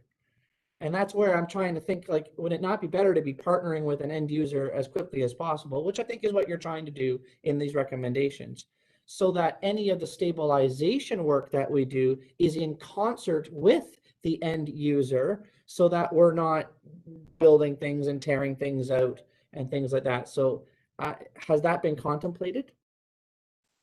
So back through you, Chair O'Rourke. It has been contemplated, so trying to leave as much flexibility in as possible for future users, but at the same time going through it with the lens of, there are certain, obviously they need a structurally sound building. Obviously there needs to be doors, it needs to be accessible, those things, right? So we can do it with the lens of someone needs to occupy the building, not completely blind, but still leaving as much flexibility as possible and not overdoing it. Okay, so let me ask the question one more time in a different way. Are you going to be able to accomplish the sounding board in the community during the stabilization process, or do you think that would be done after the stabilizing process?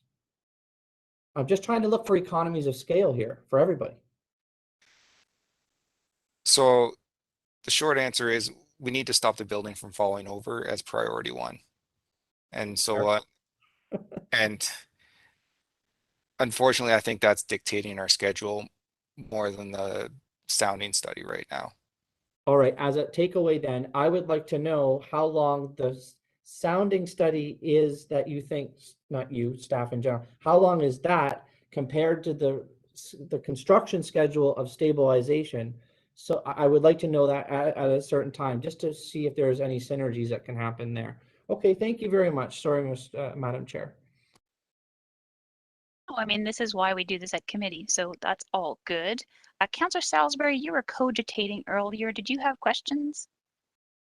Yes, the definition of that word for one, but I did write it down as well. So with all this talk of end use and public process, I'm curious as to the terms of reference and the process that we will be using to go out to the public. Those may have been in the report, I may have missed them, but if I could just get some understanding as to the terms of reference particularly.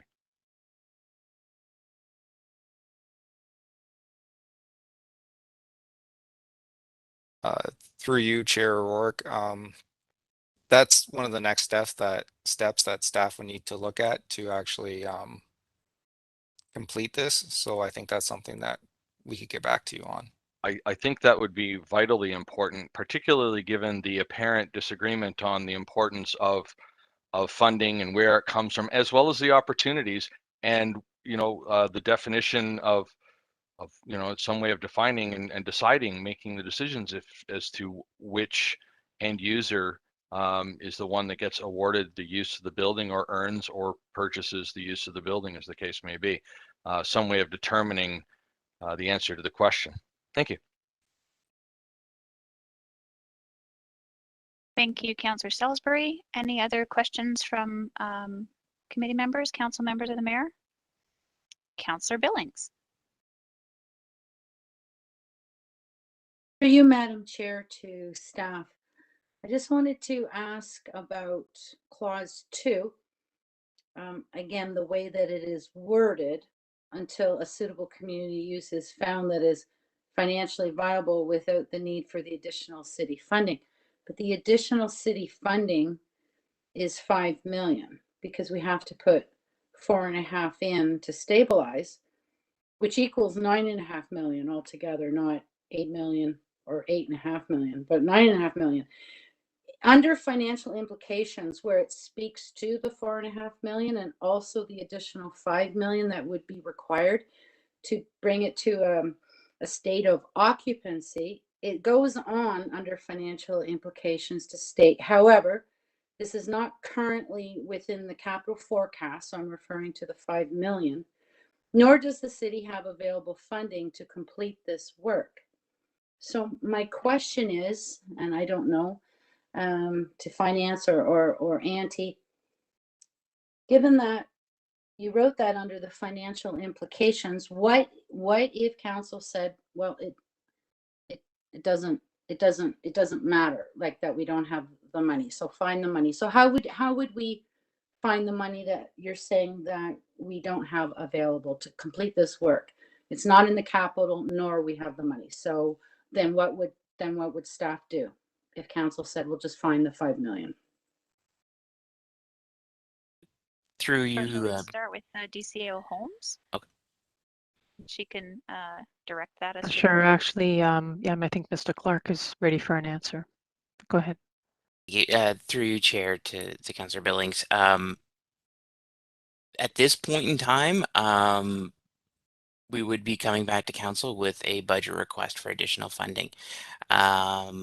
So we'd have to put together a proposal in terms of what that impact would be. It would more than likely be 100% tax funded. We don't really have any other options for that. To the question about grants, we have looked at this property for potential for grants a couple of times. It doesn't really fit most of the categories of what we've had available currently, and really it comes down to prioritization, and if this is the project that council wants to move forward, then we would take that direction and come up with a funding strategy and present that at budget time or at some other time to get council's endorsement to include that within the funding envelope of our tax and rate budgets. But right now, to then be clear, Greg, but you're saying right now that 5 million that would be required in the future, more than likely would have to be tax funded, correct? Yes, that is correct. Okay, thanks for your help. Thank you, Councillor Billings. I have a couple of questions. So, Mayor Guthrie, did you have questions or comments? Sorry, I'm so sorry, Madam Chair. One quick question. I'm just, correct me if I'm wrong, through you to Greg, but did we not self-fund like $14 million by using water or wastewater reserves, and we did internal borrowing for streetlights? Can you not do, I know that still has to be paid back, I get it, but always sort of saying like, oh, we got to just raise taxes. Is there not sort of a business case proposal that we could do self-funding from within our own reserves for something like this? The same that we did with the LED streetlights? Through you, Chair, to Mayor Guthrie, definitely there can be a case made that if we can find a partner that's capable of funding the level that would be required. So, you know, if you're looking at a $5 million capital investment, at a minimum, that's going to cost them $300,000 a year over 20 years. Operating costs, well, they're identified as 15,000 in here. That's just for basic heat. So then Yeah. you've had all that. So it really comes down to the business model Yeah. and the partner, and you know Okay. how solid that business case is. So and to Ian's point, we haven't gone to that stage yet. All we've done is asked blindly, just to get feedback. What is everybody interested in? If somebody came forward with that model, there's no reason we couldn't work with that. But right now, All there's right. no model that exists like that. All right. I just want to make sure that we're thinking outside the drill hall or the box for ideas. So thank you. Councillor Cron, did you have a question or a comment? It's a response to the line of questioning, but it is a comment. So I'll bring it up when I come into comments. I know you have a few questions, so you go ahead. I do. Thank you. Okay, so I'll ask my questions. Specifically with respect to recommendation 1, which is the open proposal to solicit uses. Further to Mayor Guthrie's question, would we include Wellington County in that for potential housing uses?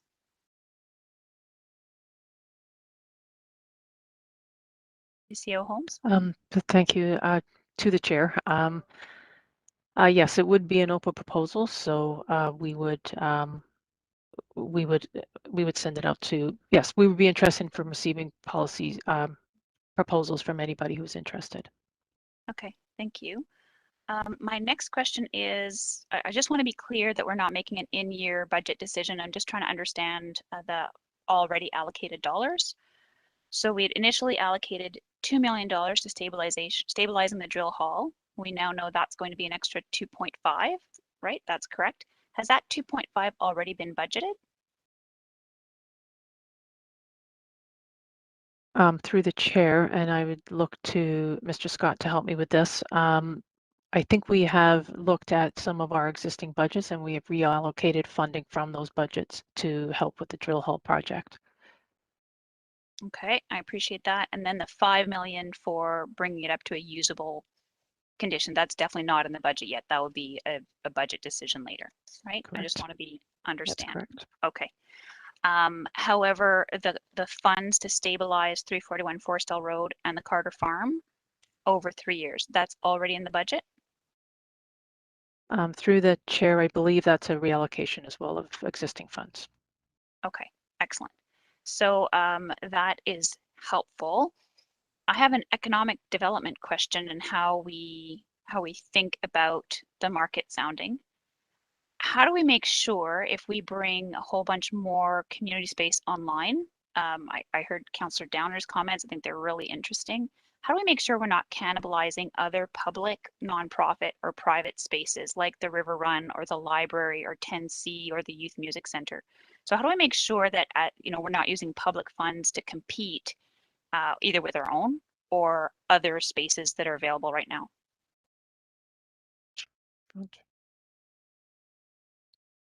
So actually, through the chair, maybe I'll start. So it's a really hard question to answer, Chair O'Rourke, when we haven't put out an RFP yet. So we don't know what community group might be interested in it, what they'd be looking for using the space for.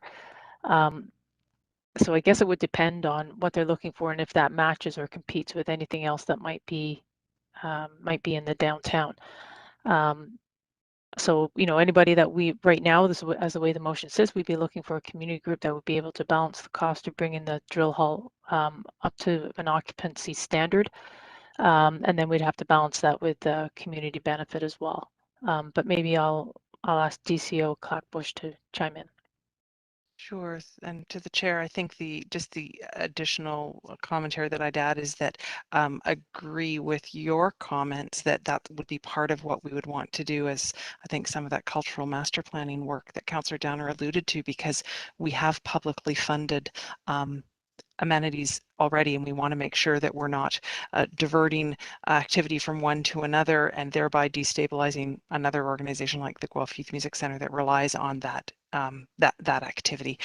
Again, I mentioned the library who's putting in community use space, which the intention was to pick up some of that shortfall where our own River Run Centre may not be meeting the needs. And so I think it's really important that we look at that and determine what the needs are and ensure that we're not simply just moving activity from one location to another and thereby just destabilizing those organizations that are already publicly funded. So part of that work that we need to do.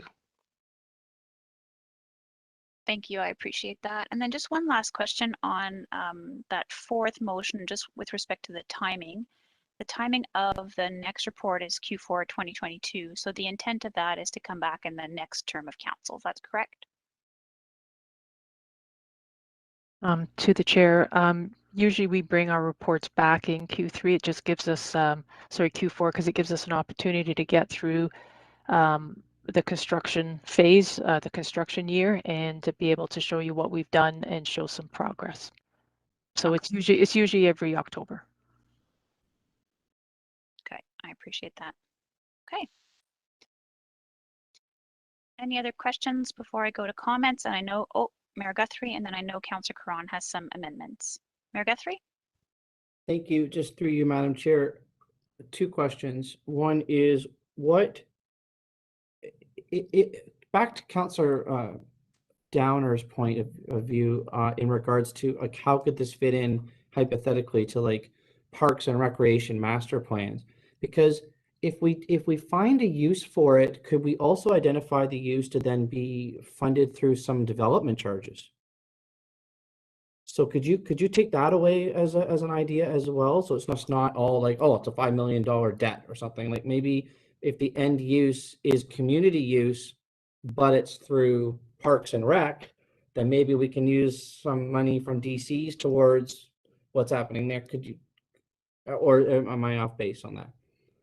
Through the chair, if I can just say that we can certainly take that away, but cultural facilities are not currently covered under our under the DCs as what is allowable by the province, and so it would have to be a strictly indoor recreation type facility. But we can certainly take that away and come back to you with more information. All right, I bet you we could do pickleball in there. I bet you that would be popular. All right, and then my last question is just based on the answer from Deputy CAO Holmes on the reallocation of money to be able to do the extra $2.5 million of work. So what capital projects are now not getting done with that $2.5 million that are now being done here? So through the chair to Mayor Guthrie. So when we go looking through some of our projects to see if there are some unallocated funds, I don't remember exactly where the projects for which these funds came from, but they would either be projects that are finished where we have some excess funds, or we know they're not going to start right now, so we're going to reallocate and budget for them in a future year. Awesome answer. Thank you. Thank you, DCO Holmes. Okay, so the motions, the 4 motions are on the floor, moved by Councillor Hoffland and seconded by Councillor Gawler. I'll go to Councillor Caron, who I know has some amendments to propose. Great, thank you, Madam Chair. Since we are open for comments, I will. I'll take my 5 minutes for less than 5 minutes for comments.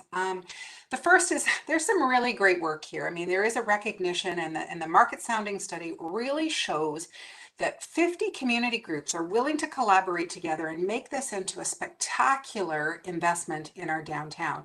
I think we owe it to our community to explore. So, I mean, these comments are related to the drill hall. I know the report is about other assets as well. I also want to say I'm really glad we're calling them real estate assets rather than stranded assets, because they are not stranded. They are absolutely part of our city fabric, and they're not stranded at all. And the operative word is assets. I have a lot of concern about some of the language used in this discussion. I heard words like the building's falling over. It's not falling over. I've heard that it's going to take $5 million to finish the building for occupancy, and we don't know. We don't have that estimate. I heard our city staff said they have not gone through that exercise. That is an estimate, but we don't even know what it includes. It could be flooring or finishes or painting or drywall, or we don't even know that, because we don't know what the future use is. So I think our responsibility is to find that future use, and then we can actually find out what occupancy looks like, and then we can accurately cost out occupancy.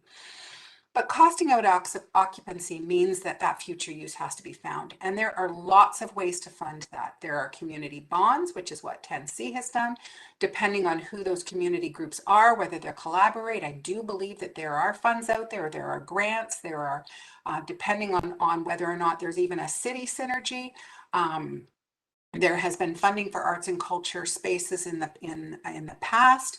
There's volunteer leveraging. I know that even the youth center that's I look at all the different ideas that came into the market sounding, and that there's funding out there, whether it be Rotary for their youth center or food security through our circular economy funding. We don't know that yet, so I think we really have to find out what that is.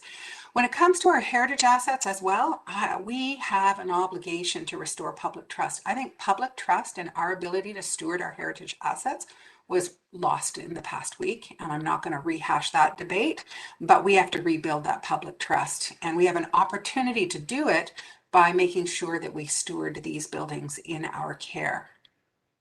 The cost escalation, in my opinion, is a direct result of previous deferral of some of these maintenance. Again, not anybody's fault, not looking for blame, but we have to take responsibility and be accountable as a council for the fact that we have not adequately funded these assets in the past.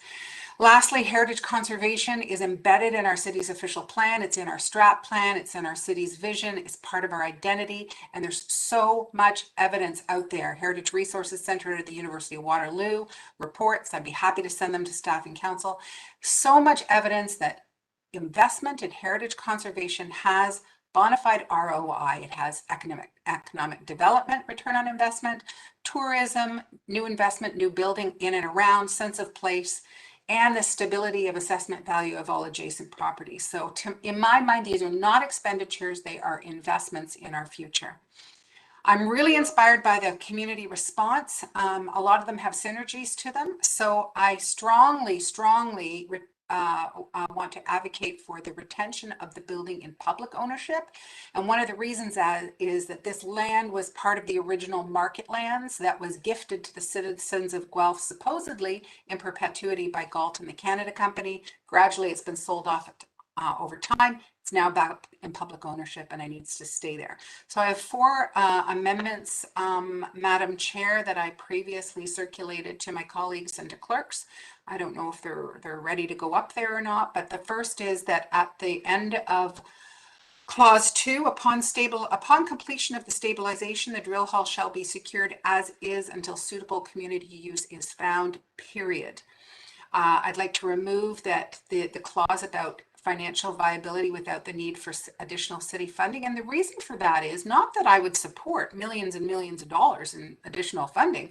It's just that I want to know what the community use is. So maybe that additional funding is a waiving of DCs or a waiving of parkland, or maybe they need a $10,000 grant to put solar on the roof, but the community is going to fund the rest of it. Until we know what the community use is and we know what they need, I think it's irresponsible for us to dismiss that we aren't even willing to put $5 into this project when we don't even know what the project is. So what removing that clause to me means, Madam Chair, is that we'll make that decision in the future when we know what the community use is and we know what the ask is.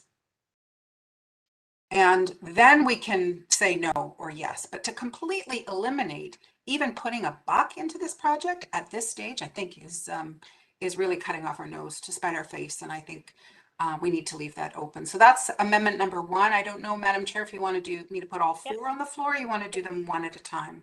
What I'd like to do is to have the motion put up on the screen. You've got many eager seconders. I saw Councillor Galler eager to second that. And we'll vote on each amendment as we go, I think. Okay. Okay. So actually, we could vote.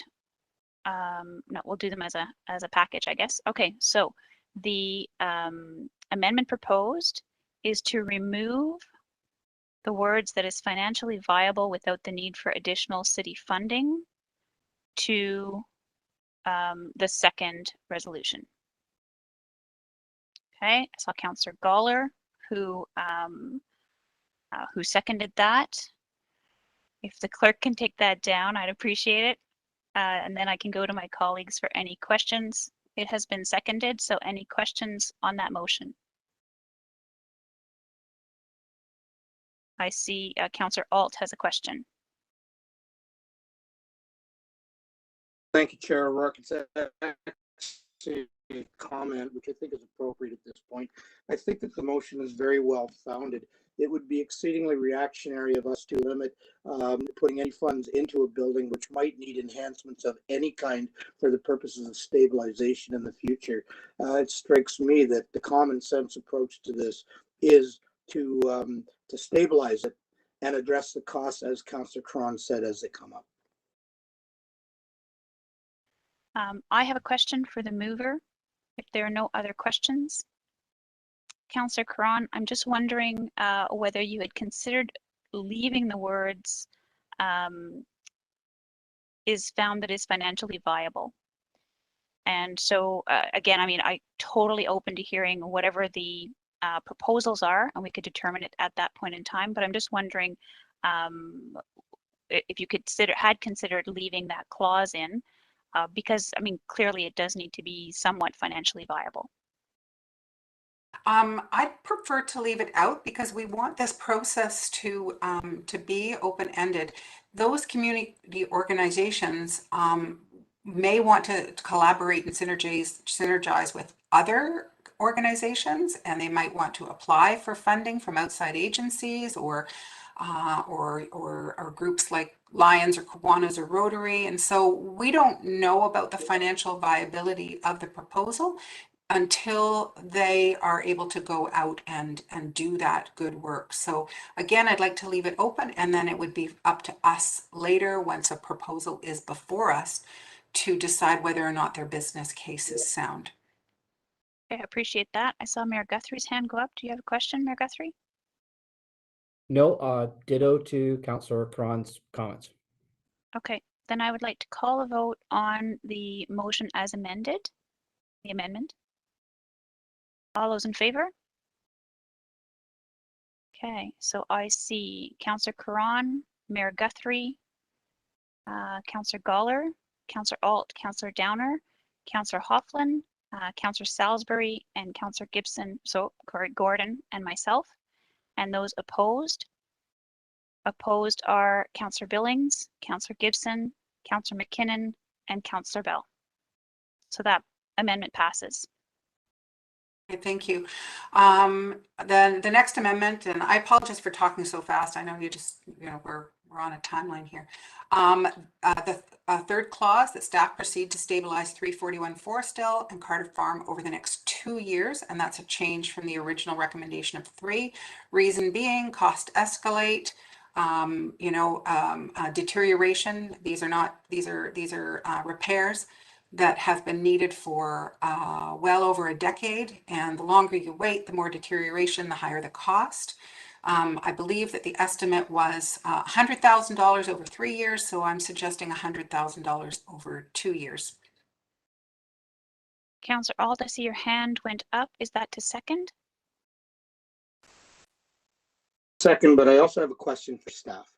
Okay, so we need the motion on the, or the amendment on the floor. So Councillor Alt seconds that amendment, and you have a question, sir. Yes, it's a quick one. I was wondering if staff could comment on the change from 3 to 2 years and its impact upon work program and even financing. Through the chair to Council Alt, I think the financing part is okay. It would just be in terms of trying to making sure we have the capacity in order to program the work. So I think we're okay with that change. Report back if you said we found something extraordinary that means we can't do it. Thank you. Mayor Guthrie, I believe you also had your hand up. I was going to ask the same question Councillor Alt did. So thank you, Councillor Caron, for saying what I was going to say, and Councillor Alt for asking what I was going to ask. We're so aligned today. Awesome. Any other questions or comments? Councillor Gibson. Just summarizing the obvious, we are making about $100,000 deviation in our capital works budget right now. Is that suffice to say that we're flexible enough to say that we can do that work over 2 years instead of 3? From a financing perspective, where we can be that flexible. DCO Holmes. I think I'll turn it over to Mr. Clark to talk about the finances. So through you, Madam Chair, to the councillor, yeah, that we have sufficient budget to cover these 2 projects over the next 2 years. That's not a concern. It's in the 22 and 23 budget currently, and will be in front of council at the end of this year. So just to follow up, though, there won't be anything that gets shifted in terms of prioritization. Through you, Chair, no, this is funding that we've set aside for stranded assets. So there's not a lot of it, but there's enough there to do these 2 projects over the next 2 years. Okay, and so another asset that you might have been targeting to work on, that's not going to get pushed out by this decision?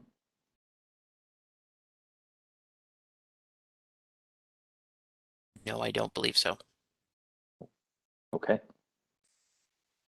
Thank you, Mr. Clark. Councillor Gibson, you still have the floor.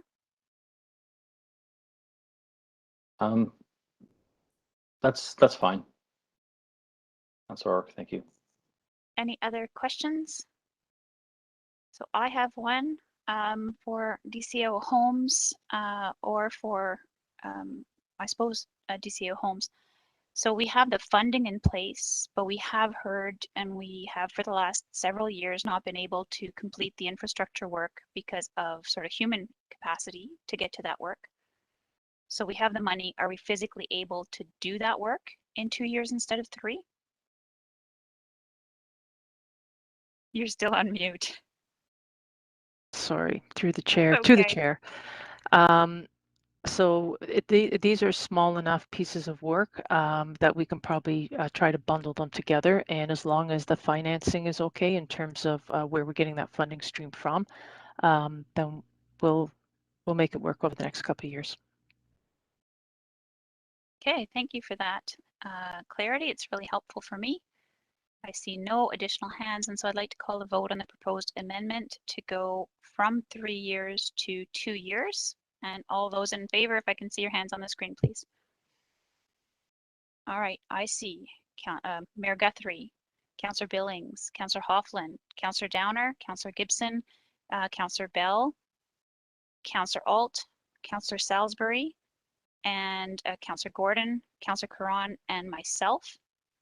There you go. And those opposed. Councillor McKinnon. So hang on. Councillor Galler, I didn't see your hand up for the affirmative. I'm in favor. In favor. Okay. So clerks, do we have the same tally? Councillor McKinnon opposed. So we have 12-1. Okay, so that motion passes. Excellent work, folks. Councillor Caron, you have an additional amendment? I do. I have 2 more. In clause 4, staff had indicated it would come back in Q4 of 2022. I'm suggesting it come back in Q3. The reason for that amendment, Madam Chair, and to my colleagues, is that it keeps it within this term of council. This is a file that was initiated with this term of council. And I'd like to see it rounded up in this term of council. Let's be the council that took responsibility after a long period of pause. Let's be the council that that cleans this up. And I think if it comes back in Q3, then we can say that this file has been adequately managed. So through the chair, I'll just double check with the clerk because I understand normally on any other year it would be fine. I'm just wondering about the availability of meetings that we would be able to report back to you in. So I'm thinking the last committee meeting is probably sometime in July. And then usually over the summer, we would do a lot of that work that we'd be able to report back to you by October. But I think there might be only, again, I'm sorry, I'd have to check with you, Mr. Clerk, but I think there's only council meetings going through the summer. So, Mr. Clerk, just before you answer, I want to make sure the motion's on the floor. Councillor Karan moved the amendment and Councillor Alt seconded that amendment. And we got right into questions and answers. I think DCAO Holmes was asking you to comment on the timeline for receipt of reports in Q3 of 2022 and whether that's possible. Yeah, I think DCO Holmes got to sort of the crux of the issue. There is a challenge just because of the number of meetings. As council will recall, you've adopted your schedule for next year, which is a unique year every year in the term, just because of a lightened meeting schedule through what is really effectively August, September, and October. So meetings do begin and resume in Q4, but that July, August, September timeframe is light on meeting dates. The other challenge, and difficult to say at this point for sure, is the potential for the restricted acts clauses in the Municipal Act to kick into play, which I don't like to use this term with council, but those are what's referred to as lame duck clauses. So just a food for thought. Again, up to council ultimately how you direct staff in this regard. Okay, Madam Chair, I'll withdraw that amendment. The reason is I heard our DCAO Holmes say that it can come back at the first part of Q4, September, October, before the end. My goal is at the end of this term of council, we can close this file. And there may not be any lame duck expenditures involved. My understanding is that this is just a report back with an update. If there are any additional funds needed that would fall under the lame duck, we can refer those to the next term of council, but it would be great to have a report back before this term of council ends, just a status report. So I heard the DCAO commit to that, and so I'll withdraw the amendment. Okay. So my last amendment. Hang on, Councillor Karan, your seconder has to agree to that. Oh, thanks. Thank you. Now, Mayor Guthrie, I saw you had your hand up. Was it a question about the proposed amendment? Because that's been withdrawn now. Well, it's clarity about what the original mover has just stated on behalf of our deputy CAO. May I ask just a question of clarity? Absolutely, because that motion is still live. So go ahead. Okay, thank you. Does it have to be a report through to the deputy CAO, or can it be an information report? If it's just a status report, does it have to come to council, or can it be an information report? Yeah, I mean, historically it would come to council, so I'm not trying to deviate from that. I'm just wondering if there's kind of issues running up against an election, could it be at least brought forward for information through an information report where it doesn't necessarily have to come to council? And through the chair to Mayor Guthrie, that does make sense. We'll see how things go and what issues we come up against. And as Councillor Karan had mentioned, it's hard for us to tell at this point if we're going to need any additional funds or not. Yeah. Excuse me. Okay. But if not, we're happy to do an information report. Okay, we won't get into the weeds about it now. I just wondered, because any councillor, if there's a meeting allowed, or the new term of council could pull that report and put it on an agenda then at that time, right? So, okay, thanks, and thanks to the mover for letting me ask that question. Thanks, Mayor Guthrie. Okay, Councillor Karan. Thank you, Madam Chair. And the last amendment is a fifth clause. and that is that staff initiate an expression of interest process for the Carter Farm property in Q1 of 2022. And my intent behind that is the expression of interest process would be similar. It's more, maybe I need to change the language. I'll take some staff direction on that to a market sounding study. And it would be similar to what we did for the drill hall is, are there any groups or individuals out there who have some ideas that they would like to future use of that property that are worth exploring? It's up to council whether we want to take it beyond that.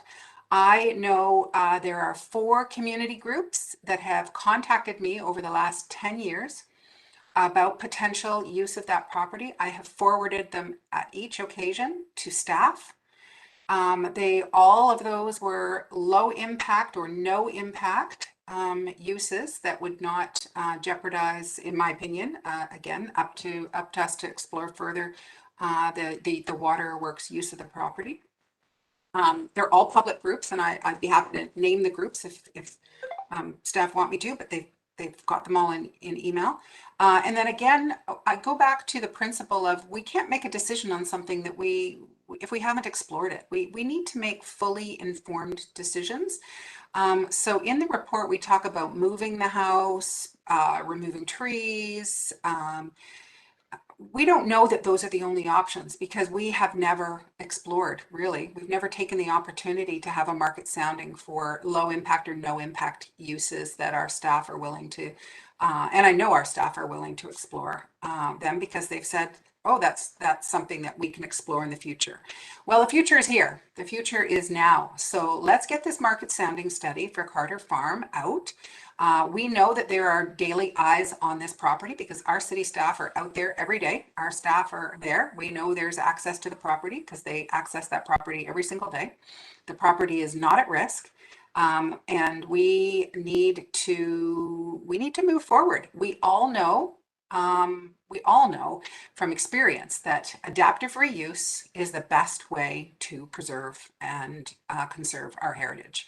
And we need to take the next steps to help that happen. So I've sent the wording to the clerk if you wanted to see what that amendment says. And I hope my colleagues will agree that it'll be nice to have some options to look at and for staff to explore to see what the future of this property will be.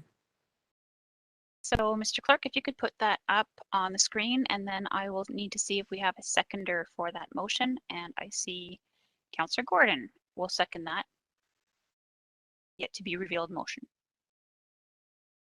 Okay, I see. And would staff prefer, I don't know if expression of interest is a formal term, would staff prefer if I changed that to market sounding study? Or market sounds like it would, you know, we'd be opening it up to private sector, but that's not the case because we want to retain city ownership. Is the language okay for staff? Through the chair to Councillor Caron, I think there's a couple of things that just give us pause on this. As we mentioned, that site is very water sensitive. And then also the building does not have any services either. So we just have to, you know, just think about what might be an appropriate use. Probably the a market, the market screening would be fine, but we also are a little bit concerned about the timing as well, because as you know, just based on what we saw with the market sounding that we had with the drill hall, and as you have alluded to, we may get a lot of response, so it would just take some time to get through all the submissions and to make sure that we're coming back with a firm recommendation. So I'm just wondering, perhaps we can take that back, Councillor Caron, if you don't mind, just so we can take a look and see about timing on that and how long it might take. Okay, and if we have to make a minor amendment when it comes to council at the end of October to like Q2, I would take staff input on that, but I think it's worth getting it to council at the end of October. Okay, so Mayor Guthrie had a question. Thank you. No, I think the movers explained it well, and also our deputy CAO has responded with some just, you know, respectful hesitation, but willingness to look into it over the month. So again, the sooner we can get, so I guess I'm speaking in favor of it. I think it just makes sense. Let's throw it out there. Let's cast the net wide and let's see what comes back. And you know, it just, I don't know, that it's better than it just sitting there. So let's see what we can do. And if staff come back and say no way because of the following whatever things and they make sense, then that's fine. But I think well, actually then let me ask this question through you, Madam Chair. Has there ever been a sounding market done on this ever in the past? Are you aware? Through the chair to Mayor Guthrie, I don't believe so. I mean, Okay. really, I mean, what we might be looking at is a market sounding for the sale of the property, but not for the actual use. right, because I think as we explained, there's some certainly some restrictions in terms of what some viable uses might be for that property going forward. When and as a follow-up question, and I'm still going to support it here, but when you send out an expression of interest or a market sounding, do you put at least within that a criteria of what maybe could fit within the use? So because as you say, there could be some sensitivities around water and water supply and things like that.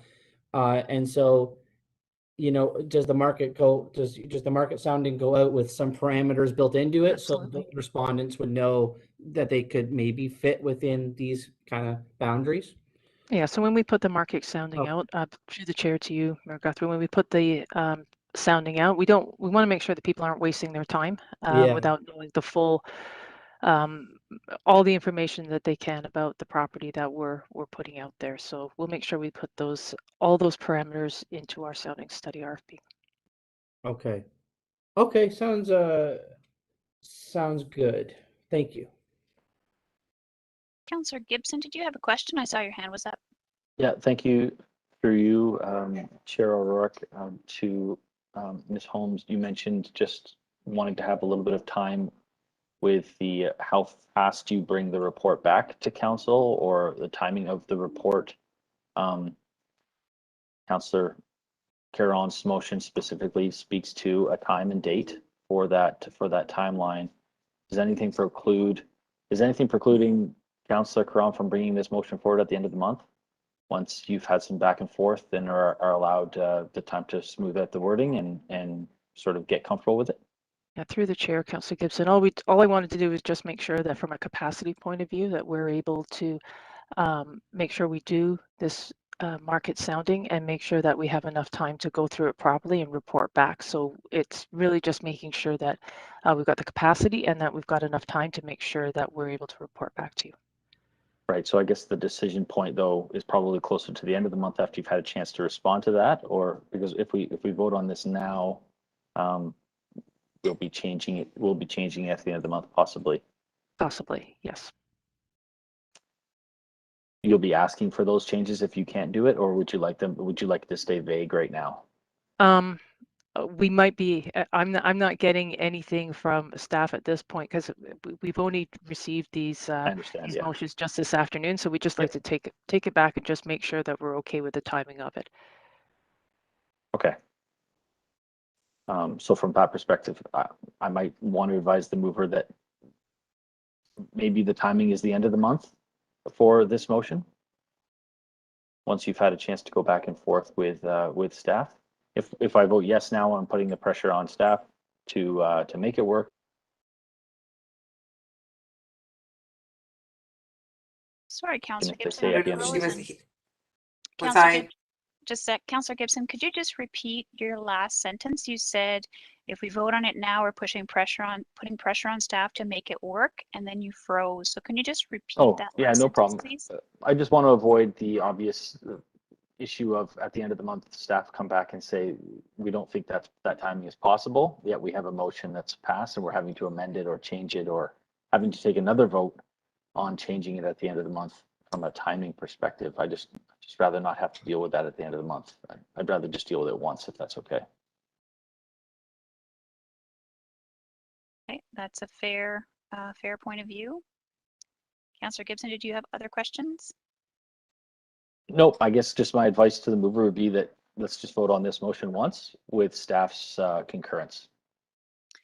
So I have Councillor Salisbury on my list. I just want to go to the mover to see whether she's open to withdrawing the motion and then having a motion at the end of the month, which seems to be what Councillor Gibson is suggesting. Thank you, Madam Chair. I think I'm going to leave it on the floor. I think it's cleaner to have a motion to vote on and then amend it at the end of the month than to not have a motion at all. And I just want to clarify that it's that staff initiate.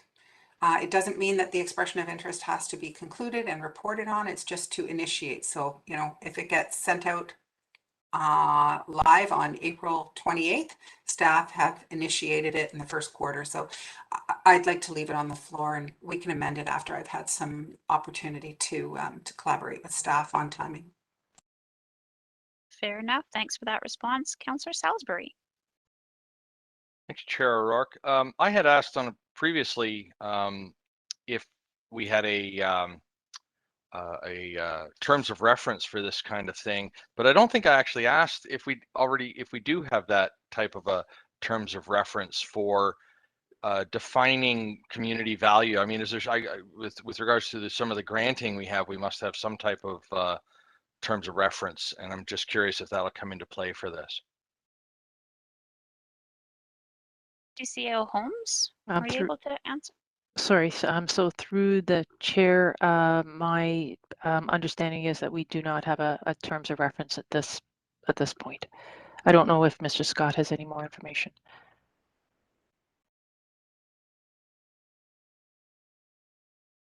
In case people are listening, Mr. Scott was shaking his head in the negative. Oh, okay. There you go. Then I think it's important, should this amendment pass, that staff casts the net wide and bring to council sort of a lot of the aggregate results, because this particular property has a number of environmental restrictions. I would suggest that anyone who's going to apply is going to become aware of that and will look for some form of mitigation. However, I think it's important that, because if we haven't defined what is good use in any kind of policy, that we have that as a part of the discussion as much as staff's recommendation. I think it's important to get that first cut for sure, but to say to really maintain the possible, not necessarily a judgment on preferred, I think is what I'm looking for. That was a comment, Councillor Salisbury, or you sneaking a comment? Well, there it was opposed to I guess it was a comment that spun out of an answer to a question that we don't have a policy for that. So there you go. Thank you. Thank you. Any other questions? I have one, but I just want to.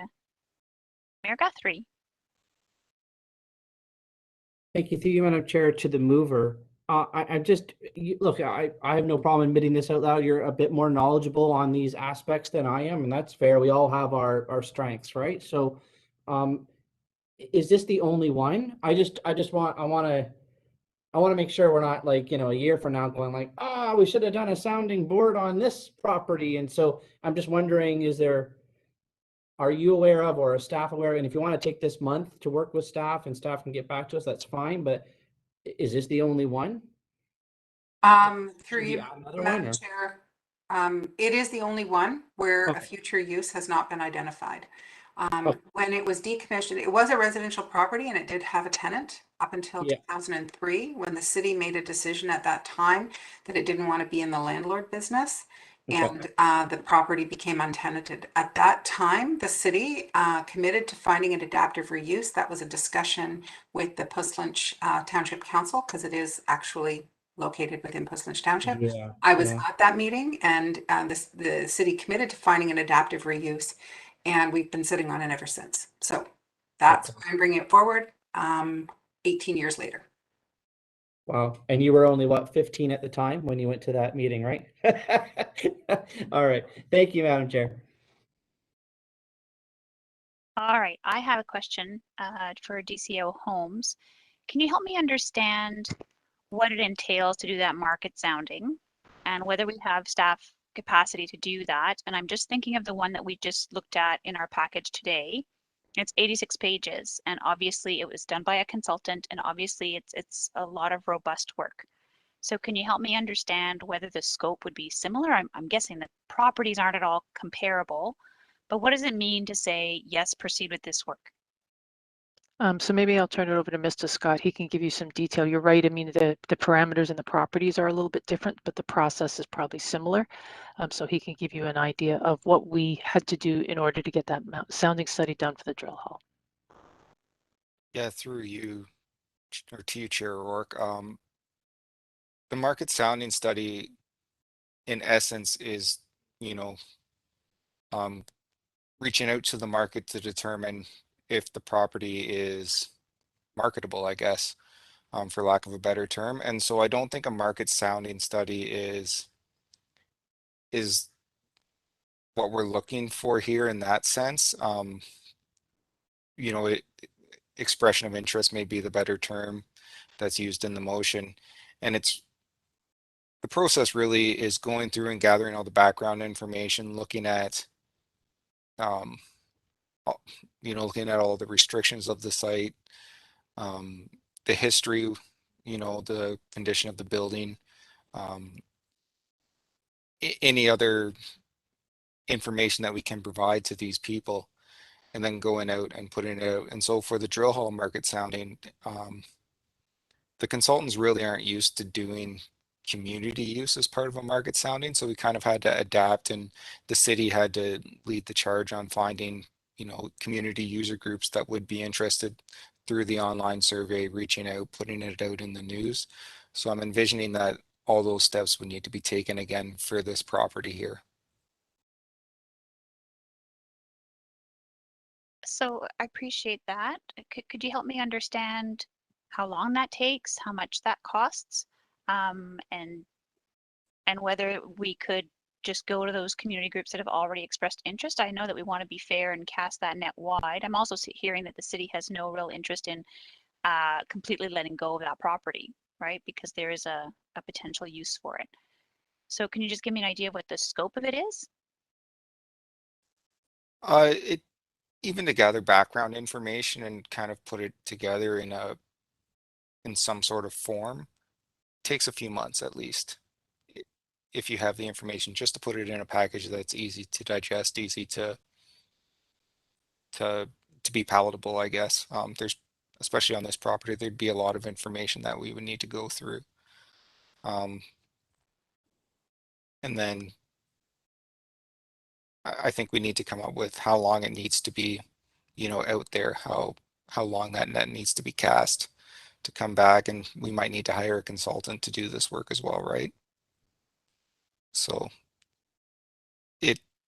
process for the drill hall took from start to finish, took a number of months, 4 or 5 months, I would say, total.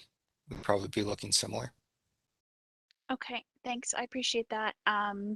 I'm from the Ottawa area, so I know there's a ton of adaptive reuse in Gatineau Park that people, you know, cross-country ski up to little sort of chalets that they can use that don't have electricity, and they can have a little shelter and stuff like that. So, so I know that it's possible.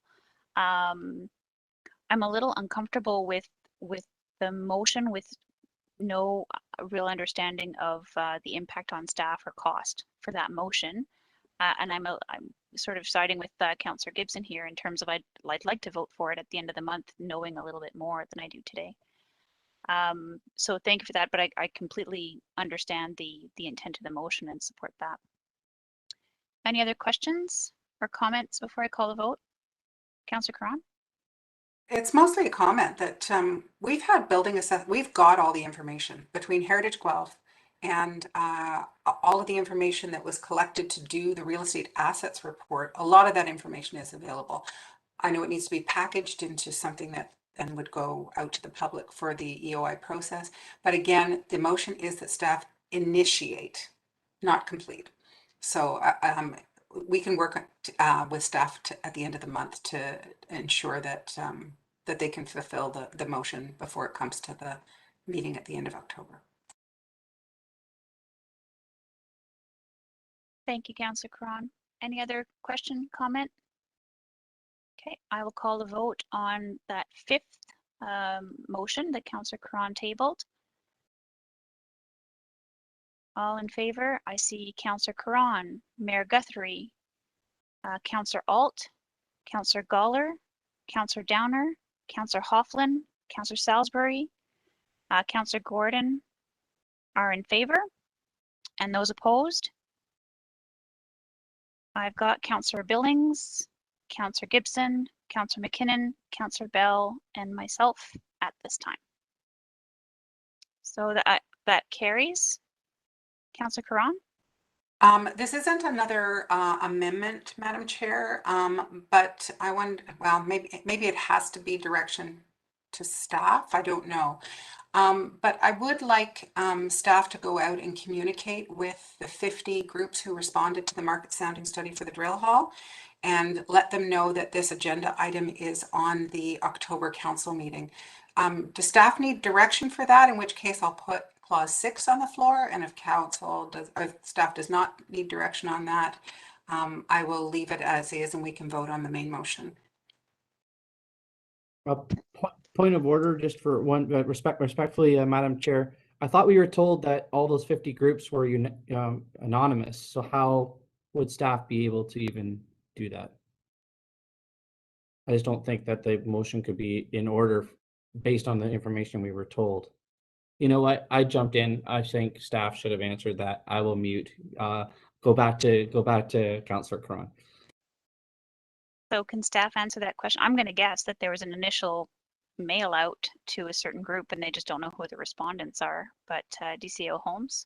Sure. So through you, Chair O'Rourke, I'm just checking in with Mr. Scott to see if that would be possible.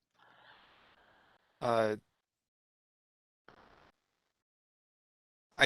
would have to go back to our consultant. They have the information and ask them.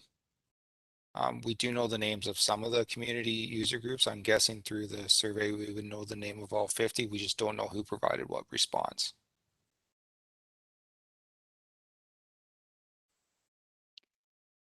So we are just in comments now because the main group of motions is on the floor as amended. My concern with doing that is, who do you miss then? Who's new on the scene that you haven't gone back to? And I worry then, are we going to a specific group of people because we have, let's say, hiking and trails and stuff in mind, but then you miss perhaps a artist retreat in the country or something like that? So I'm just a little worried about the precedent it sets to say go back to this list for a different property. And it's not a question, no. It's just a sort of process thing about then groups saying, well, we weren't advised. Like it's not like a planning application where people can put their name on a list and continue to be updated on progress for that that agenda item. So perhaps the question for clerks regarding whether we do that type of outreach. Can I just clarify? I'm not talking about the Carter Farm. I'm talking specifically about the drill hall. Ah, okay, then I stand corrected. Okay, yeah, sorry, I thought we were still on Carter Farm. No. That amendment passed. The 50 groups that responded to the drill hall market sounding study, that we communicate with them that the results of the study are on the agenda. Thanks, Councillor Cron. So through the chair, to Councillor Cron, I just wanted to remind you that this was just a sounding study. So there's not a finalized use. There's not a finalized use as recommended in the report. It was just a sounding study. So I mean, we can go back and take a look and see what information that we have. But again, they would have just been responding out of interest to a sounding study that we put on the market for this facility. Understood it completely. When we have a planning application, we take names and emails, and then we let those people who are interested know that that's coming up to an agenda. And I'm just asking for the same thing as that unless one of those groups was actually following council agendas, they wouldn't know that the results of the study are now available to the public and that there's a meeting about it. So I just think it's closing the loop as we would do in a planning process.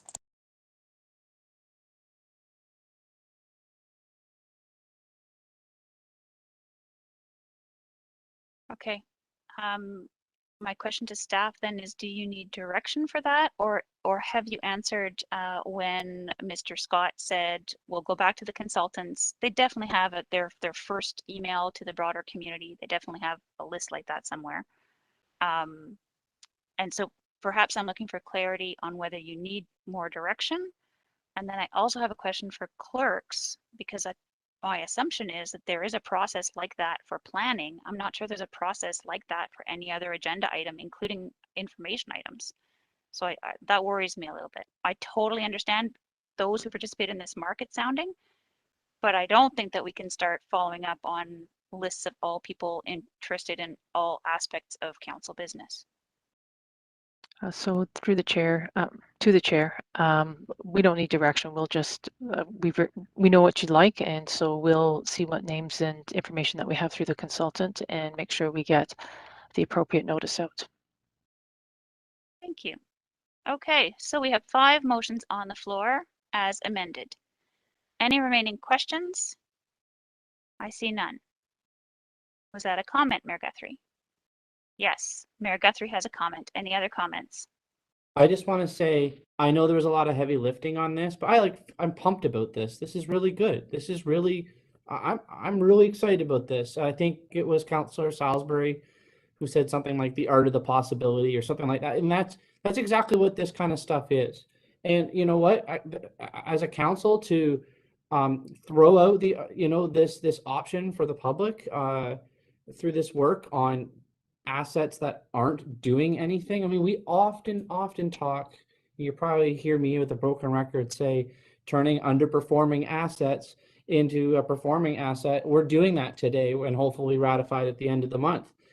So, and some of these assets they're never on people's radar, right? Like, it's almost like we have a responsibility to tell people, did you know this thing exists over there? Did you know that's there?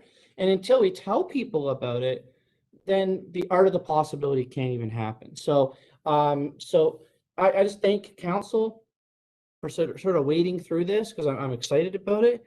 And I hope that the community hears, that excitement beyond just me as the mayor, but as a council, as a staff, that there really could be some really interesting things that could come forward for the use or reuse of some of these properties.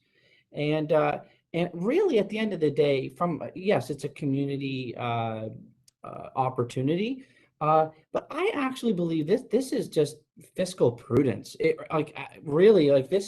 This is good fiscal management to not allow these assets to just sort of sit and cost more money and cost more money and cost more money. I think if we are able to really move on these, I think it will be it's a good fiscal lens on these issues and good management.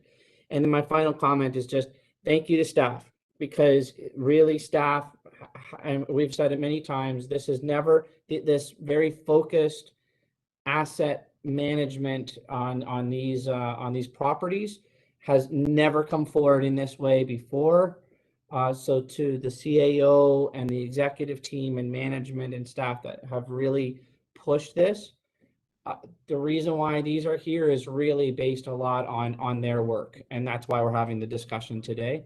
So I just want to thank the staff for highlighting it in a professional way and bringing it forward as it has come to us over the last several months. So thank you very much. Thank you, Mayor Guthrie. I would echo that. I'd also add for people listening and people following this conversation about real estate assets, there's a lot of actually more buried good news in this report, and that's that the property on Beaumont is going to be a park, that Delhi is going to be supportive housing.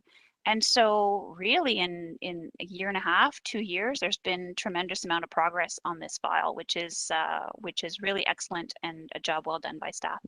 So I've asked the clerk to put all 5 motions up on the screen so we get one last read through, and then I will call a vote.